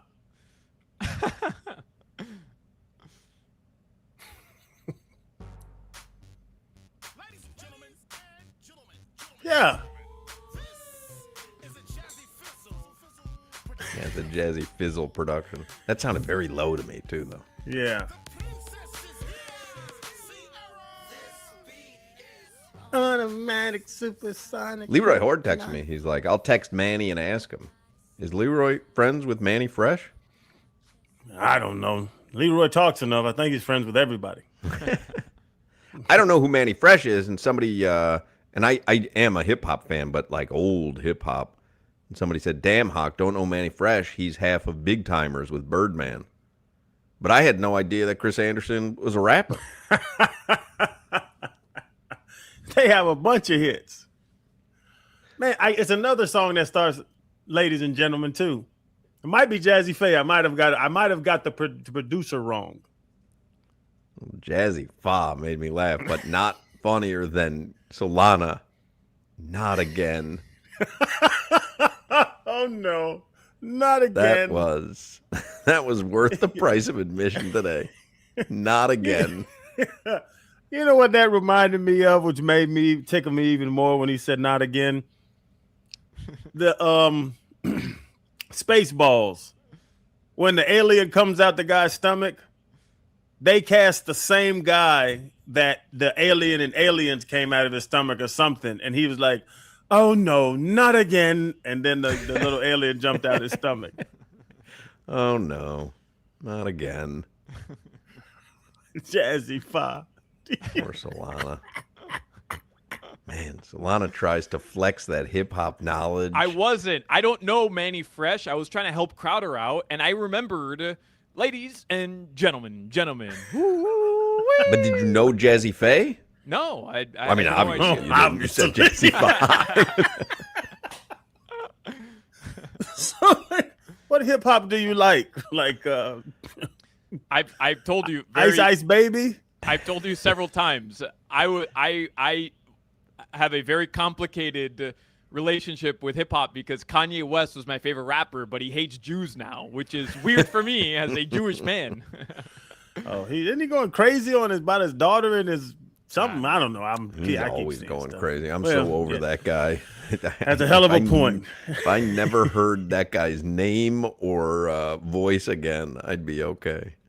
Yeah. There's going back to the Miami Dolphins, because they do open a week from today. SI.com, they have a write-up about the quarterback rankings that The Athletic did. The Athletic came out with tiers for quarterbacks, but SI did kind of a little encapsulation of it, and they write, the NFL season's about to begin. Miami Dolphins are in the midst of a new era, blah, blah, blah. The big question, Miami, is how good Malik Willis can become. On Tuesday, Mike Sando of The Athletic released a story ranking every starting quarterback and placing them into tiers. Normally, they write on SI, if a quarterback were being sought after in free agency the way Malik Willis was, it'd be a logical assumption that the quarterback would rank close to the top of the league. That was not the case for Malik Willis. The article ranked each quarterback into 4 tiers, with Willis making his appearance in the 4th tier. In the article, Sando placed each quarterback in the set of tiers. So in the 4th tier, the tier 4 quarterbacks were defined as someone who is unproven with not a lot of information to rank the player, or someone who is a veteran who would ideally not be a full-time starter if need didn't necessitate it. Some of the other players ranked in that tier include Geno Smith, Deshaun Watson, Michael Penix Jr., and J.J. McCarthy. I have a lot more information on those other names than I do on Malik Willis. Oh, I didn't know what was happening. I thought Jimmy fired something off. It was just a pop-up ad on the article I was reading. And so I'm hearing a commercial for like a Ford truck. And I'm like, what the hell is going on here? And I wasn't looking at the video feed. So I'm like, what's going on here? So I click back to the video feed, and you guys are just like, do, do, do, do, do. And I'm like, am I hearing this in my head? But anyway, he's in the fourth tier. You okay, Grandpa? He's in the fourth tier of quarterbacks. I had no idea where that was coming from. So he's in the fourth tier of quarterbacks. But it does make sense because there really isn't anything to judge him off of, is there? No, the two sides, not enough information, and then the side of a veteran that, that shouldn't be starting if situations were different. I just think it's really a crapshoot or a roulette roll is Malik Willis. We don't know. It's got to be more than that, though. They couldn't have done this on a crapshoot. This is an educated decision by Hafley and John Eric Sullivan, right? I mean, they've seen him in action in Green Bay. They've seen him in practice. It's definitely more of a crapshoot for us because we didn't watch him intently. And was there any kind of market for him? I know he ended up with the Dolphins.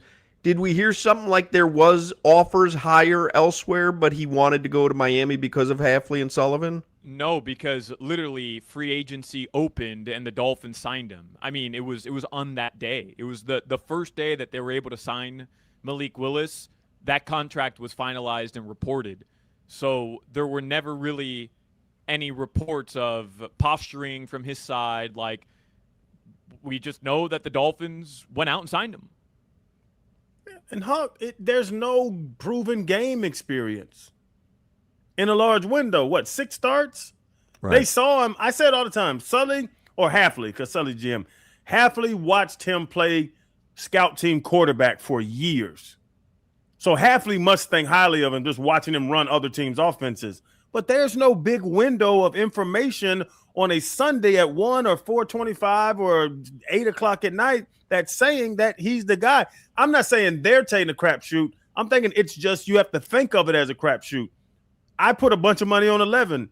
If Malik Willis hits, that's you hitting an 11.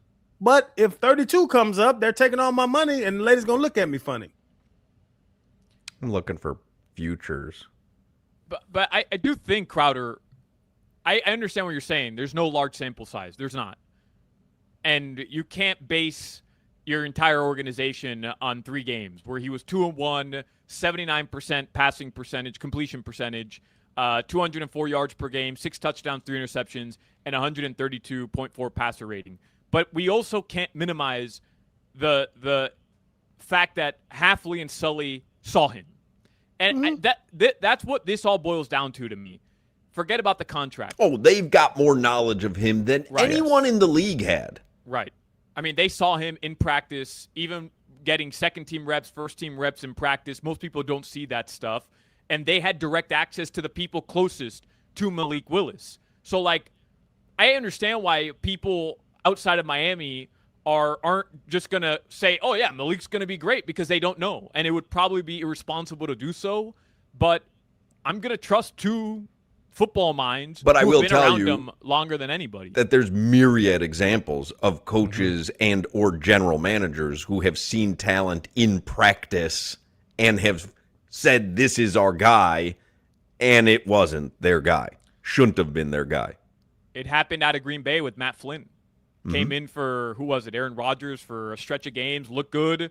The Seahawks threw him a bag, and then they're like, oh, no, this rookie Russell Wilson nobody wanted to draft actually is better than the guy we just threw a bag at. And once the sample size grows, I'm speaking about it from a fan perspective or this conversation. once these defensive coordinators start watching him play 60, 70 plays a game, they're going to find out his weaknesses. They're going to make him run to his weak side. They're going to make him if he can't step up, they're going to come around the edge. Like, there's going to be a bigger sample size to stop Malik Willis too. So the good teams, the good quarterbacks can overcome all that. Good coordinators can figure out what they're doing, but it's a back and forth schematically that we've never seen. And be honest, Malik has never seen because he hasn't started long enough at any team he's been. Tennessee and Green Bay, he has always been just a guy. He's never been the guy. He's the guy now. His over-under on the Hard Rock app for passing yards is 3,000. You want to guess his over-under for regular season passing TDs? Oh, 16. No, I'd say more than that. 22.5. I think you guys are forgetting the receiving core. 14.5. 4.5. Yeah. What?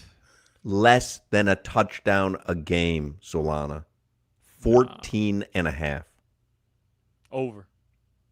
Based on what? Why are you doing this again? They don't have receivers, and he's unproven.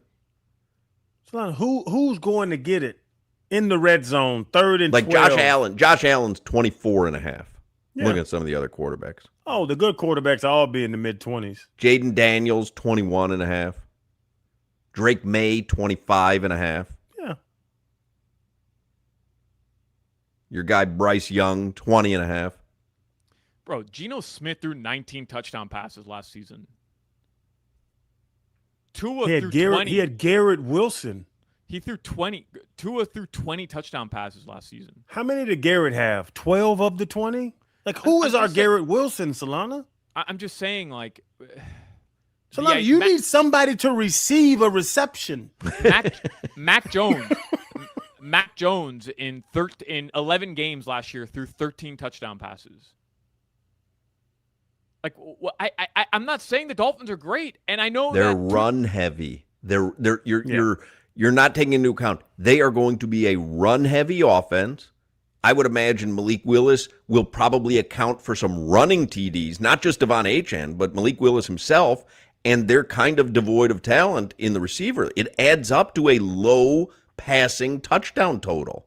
Until you realize if they're going to be as bad as they are, Hawk, if they're going to be as bad as they are, will they not be trailing in a lot of games? Will they not be down multiple touchdowns in a lot of games? Will they not get to a... Yeah, but how you still don't have the personnel to cut into nothing. Like, I get it. They're going to be playing from behind, but that doesn't mean they're going to catch up. break down from, okay, you said Malik's going to throw 24? No. I just said over 14. Over 14 easy. No, your guess was 16.5. No, my guess was 22. No, your guess was 22. Okay, so just break down the receivers that are catching 22 touchdowns in 17 games. Well, Dulcich de Leche for sure. There you go. We got to take a break. The 5 o'clock hour is next. We'll let Solana think about it. 5 o'clock hour is next. We'll get you caught up on the headlines as well. Do not go anywhere. We'll come right back. You're listening to the Hawk, Crowder, and Solana Show. I'm not a football guy, you know that, but I read Bill Walsh's book. Do you remember? You know the book? I can't read, Coach.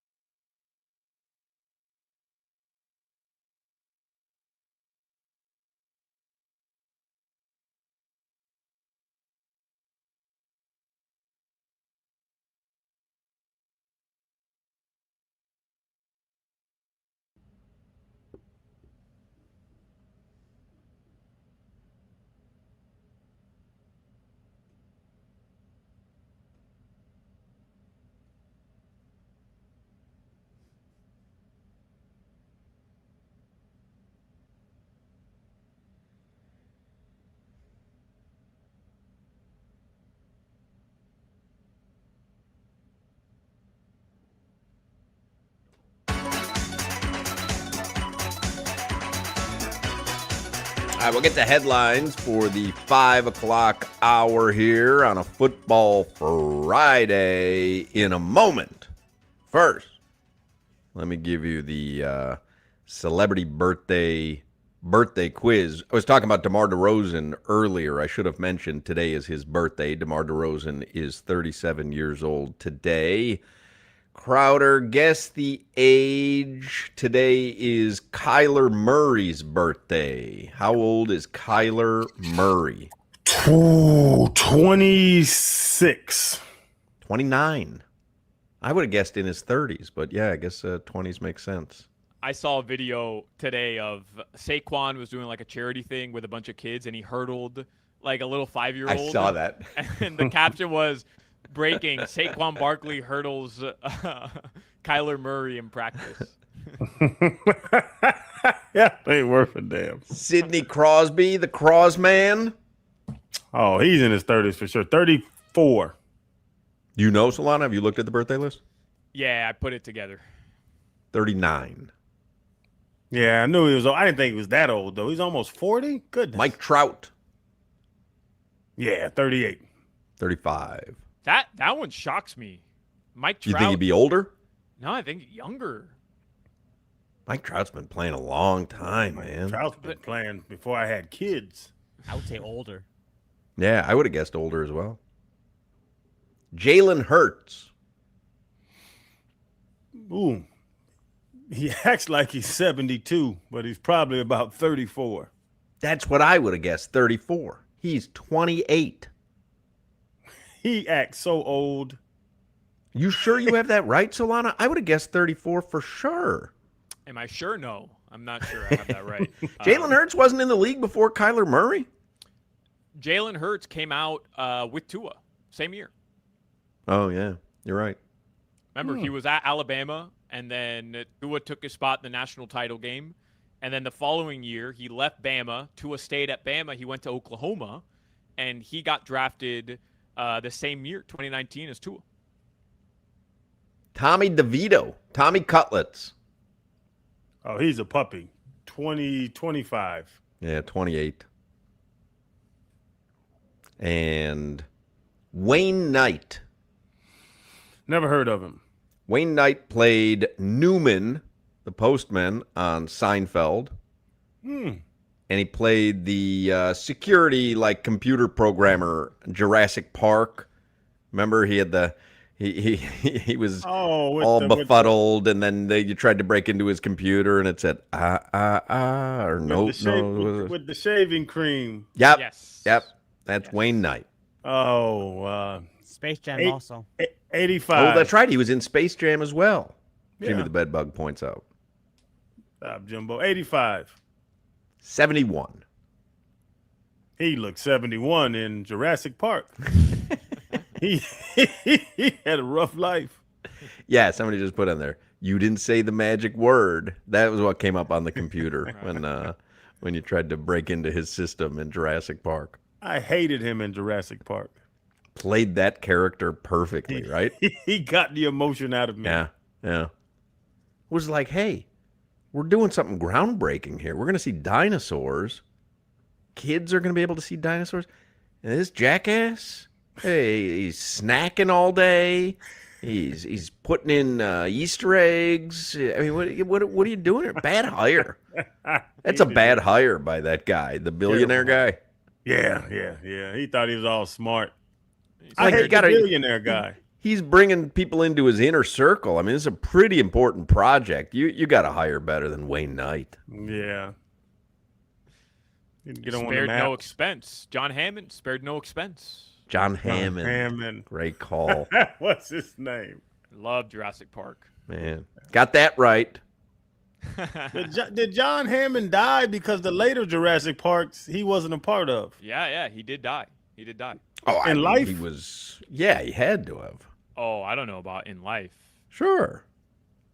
Did they kill him in the movie or like God rest his soul? God rest his soul in the movie. Let's see. Who plays John Hammond? No, it's Richard Attenborough. He's still alive? Oh, no, he's left us. Yeah, I thought. Oh, okay. Because then it shifted to the guy that crashed the helicopter in the last one. Is he Really? You know? Like you I can love pay Jurassic. You've been able to follow along. Hawk, Yeah. I love Jurassic Park and Avatar. But I love Like- Jurassic Park as well, but they're on like the 9th one. Hawk, I know all of them. I know the plots of every one. Oh, I know the plots of everyone too. I haven't even seen it's half not. of them. I know what you're about to do. You're about to do a me. Oh, dinosaurs, and something gonna happen bad. But that is the plot of Jurassic Park. They've got a dinosaur park, and somehow the dinosaurs aren't acting the way that they had planned. I told you guys I'm emotional. Like I'm just emotional. Yeah. Probably and I cry in movies. Like that's one thing about me. I'll watch a movie and I'll cry. Probably the lamest one though is Jurassic World. At the end, when I the cried like T-Rex 20 minutes into Jurassic World. When it hit me, I was sitting there at Jurassic World. Crowder, at the end when the T-Rex kills the whatever, like the Proloptosaurus. scientific, yeah, Yeah. and then they play the OG Jurassic Park movie. Whew, brother. Did you cry because the dinosaur died? What were you sad about? No, it was emotional, man. It was a big moment in the movie. Hey, you want to hear something funny? You called me abuelo earlier because I heard that sound. I just realized several times,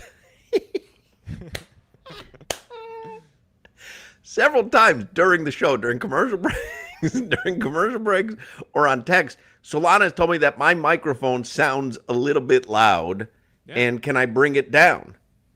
And several times I've brought my microphone levels down, except I just realized, nope, I've brought my headphone levels down several times because I can barely hear you guys.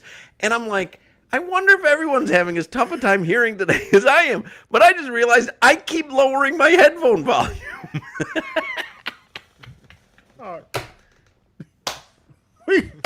We got to keep you on the protocol, man. Did you have your avocado toast and coffee? Oh my God. I did have avocado toast today. I took my NAD plus. I don't know what's going on, man. Because I remember my uncle used to act funny if he didn't get his shot. So That's crazy, isn't that? I've been lowering my headphone volume the entire time. yeah, it happens. Oh, it happens. All right, real quick look at the headlines brought to you by Doral Kia. In Miami at a Domino's game, you'll always find your abuelito. Why are they Whenever you want a whispering? low price, you save with your Pricito. Save now with your Pricito at Doral Kia. There was one big sports story today in nationally, and it involves Kawhi Leonard again. So we all know about the investigation, the ongoing investigation. Kawhi Leonard, aspiration brand, and there was allegedly money being kind of funneled underneath the table to Kawhi Leonard. Well, Pablo Torre, new reporting from him is alleging that Kawhi Leonard had a backdoor sponsorship with a Jumbotron and technology brand Daktronics that also has been meant to circumvent the salary cap. And it looks like there's more dirt on Kawhi Leonard now than just the original investigation was looking into. I don't know. It sounds unfair to me when I see it because when I was picking which Jumbotron I was going to buy for my house, I did get Daktronics because of Kawhi Leonard's endorsement. So I think it was paying off for them. The thought of giving a cut on the salary cap to put you in a business where the money can be funded another way is actually genius, but it's extremely illegal in the NBA. Like it's not. My guess is it does happen and has happened, but there does seem to be, again, if it's the Dolphins. There's a finite salary cap. We know that they're playing with 50 cents on the dollar this year, and it puts you at a real competitive disadvantage. And if you find out now that Steve Ballmer is stacking his Clippers team without any regard to the salary cap, like other teams are following, because he's got limitless money himself, And he's found enough companies to line up, hey, make sure that you give Kawhi a $30 million sponsorship and charge me $30 million extra for the scoreboard that you're building. If he's found complicit partners to circumvent the salary cap, it's completely unfair to the rest of the league. Yeah, that's what unfair, not illegal. Because that's not illegal. You could do that to your friend all you want to. Hey, give my friend a job and you charge me more money, and my friend, I'll pay his salary through your company. It's not illegal, but it's unfair to the structure of the NBA salary cap aprons and all that. Entire competitive dynamic. Yes. Like the Heat have always been very lucky that they have Andy Ellisberg, who understands every little machination when it comes to maximizing dollars, staying under an apron. Like, he gets it all. But what if you have a company that doesn't have to follow all that stuff? What if you just say, hey, I'm Steve Ballmer. I've got more money than I know what to do with. Go get anyone. Let them name their price. We'll figure out a way to get it to them. That's unfair. But why is it cute when people say if you're not cheating, you're not trying, until people are cheating because they're that's trying? What I say. I don't think this is rare. I think this probably happens all the time. Mm-hmm. You think so? You think it? I mean, I'm not saying it doesn't. Not on this level, but I think it happens. Oh, I was just going to say, because now y'all going to make fun of me, but I've been paid by people to do things, and then it's not their money. Yeah. And I'm like... There's. I mean, if you're making a pitch... Who is this Zelle? Honestly, who is this Zelle coming from? Don't worry about it, Chan. The money will be there. I mean, if you're making a pitch to an athlete and you have $3 million less to spend than another team, so this is on a much smaller level, you have $3 million less, and I sit there and I say, although I can guarantee you, just based on past stuff that we've done, we've got an air conditioning company that's going to give you $3 million the day you sign to be the voice and face of their air conditioning company. I mean, that's what I'm talking about, where I think it's circumvented, probably not on this level, but I think it's circumvented all the time based on stuff like that. I want 30 a year. We can give you 20. I'll get you 10 million from my other billionaire friends, and you'll have your name on other companies. Okay, I get the 30. I'm happy with my 30, but the cap is lower because you took 10 less that you're getting in your pocket. The athlete doesn't give a damn. I just got $30 million this year, no matter where it comes from. Yeah, but when you say it's not illegal, like it is, maybe not. It's maybe immoral. Federally. Is it immoral? No. Crowder, it is illegal. Like, you're circumventing the well, salary it's illegal cap. within the confines of the game. I got the you. NBA. Of the NBA. You can't, what Crowder's saying is you can't be arrested by law enforcement. No, yeah. That $10 million are endorsement deals that you've agreed upon with your friends to give me to get me to 30. It's not illegal. No, I get you. I'm not suggesting that, nobody's going to jail off of this transaction. Right, but when we're talking about as it pertains to the NBA, it is illegal. And and it changes competitive balance. Everything that's in place to keep competitive balance in line, if one team doesn't follow that, it's not fair. Yeah, it's Ballmer trying to be the Dodgers with a salary cap. Correct. Yeah, I can pay anybody what they want at any time. I'll go get Scooble, and I'll have Shohei, and I have Mookie, and I have Marge. Everybody. I'm going to get every good player in the world. Oh, but you can't do that because there's a salary cap. Okay, well, Shohei, I'm going to get my buddy to give you $100 million. I'm going to give it back to him. Except the Dodgers are winning championships, and Steve Ballmer traded SGA for Paul George, and now Kawhi Leonard's going to Toronto, and they did absolutely nothing with all this circumventing of the salary cap. Now, is Ballmer good at cheating? No. Is he well, cheating? He's good at it in the fact that he ended up getting Kawhi. Yeah. But then they weren't able to do anything. The Dolphins have that open practice that we've talked about a couple times tomorrow. They did practice today. And the Marlins are going to host the aforementioned Mike Trout tonight against the Angels. That is the first of 3 games this weekend back here at Lone Depot Park. Inter Miami continues Leagues Cup action tomorrow. They're going to host Monterrey at 8 p.m. Monterrey. Your weather. in South Florida right now, guys, it is 90 degrees. Tonight, the lows are going to drop into the low 80s. It is partly cloudy, and I'll say it one more time. Expect a rainy, at least Saturday, early Sunday morning as well. Do y'all get these texts from your friends? What is it? It's a deer feeder with 2 deer around it. He said, they're here. You should drive up. Oh, no. But I get texts from my cat feeder downstairs when Rocky's meandering around the food dish. I steal a phrase from you. Different lives. What are you supposed to do with that? Motion detected. Detected someone passing by, object movement, or environmental changes. Oh, he sent me another one. Oh, the hogs moved in. Those are all wild hogs by the feeder. Yeah, I would rather live in I Am Legend, Manhattan, than do whatever it is that friend is doing. We're tracking we're the predator, and we're visually videoing the prey. Yeah. Oh, that sounds like fun. This weather report was brought to you by Tornado Roofing and Contracting.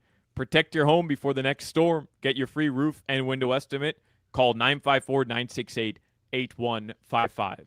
Let's talk some football with Josh Appel next. And let me remind you that this weekend, no better way to spend a day than at Gulfstream Park in beautiful Hallandale Beach. They have live racing at Gulfstream Saturdays, Sundays, and Mondays. Monday racing features weekly on-track giveaways, a $500 drawing, new wagers, and food and drink specials. $3 Mondays in Silk Simulcast Center. Fans can enjoy $3 cheese pizza slices, $3 soft pretzels, $3 hot dogs, plus enjoy $3 Budweiser drafts at the Breezeway Bar. Make reservations at 10 Palms for this weekend. Enjoy prime seating and dining while overlooking the track. Tomorrow at 10 Palms is Bettin' Brunch. That's something new at Gulfstream Park. It's a wagering tournament. You get to enjoy the 10 Palms buffet and enjoy a little wagering competition. So Bettin' Brunch is tomorrow. Enjoy the brunch, the wagering. There will be live racing. You have the opportunity to win some incredible prizes and money. If you want to register or want more info, just go to gulfstreampark.com and click on events. Gulfstream Park, make it a day this weekend or on Monday. Gulfstream Park, nothing better than some live racing, some South Florida weather, and maybe winning some money, hopefully, and enjoying the great sights and sounds at Gulfstream Park. You can get all the details at gulfstreampark.com. You're listening to the Hawk, Crowder, and Solana Show. Text threads are meant for pictures of Jimmy's hot dog.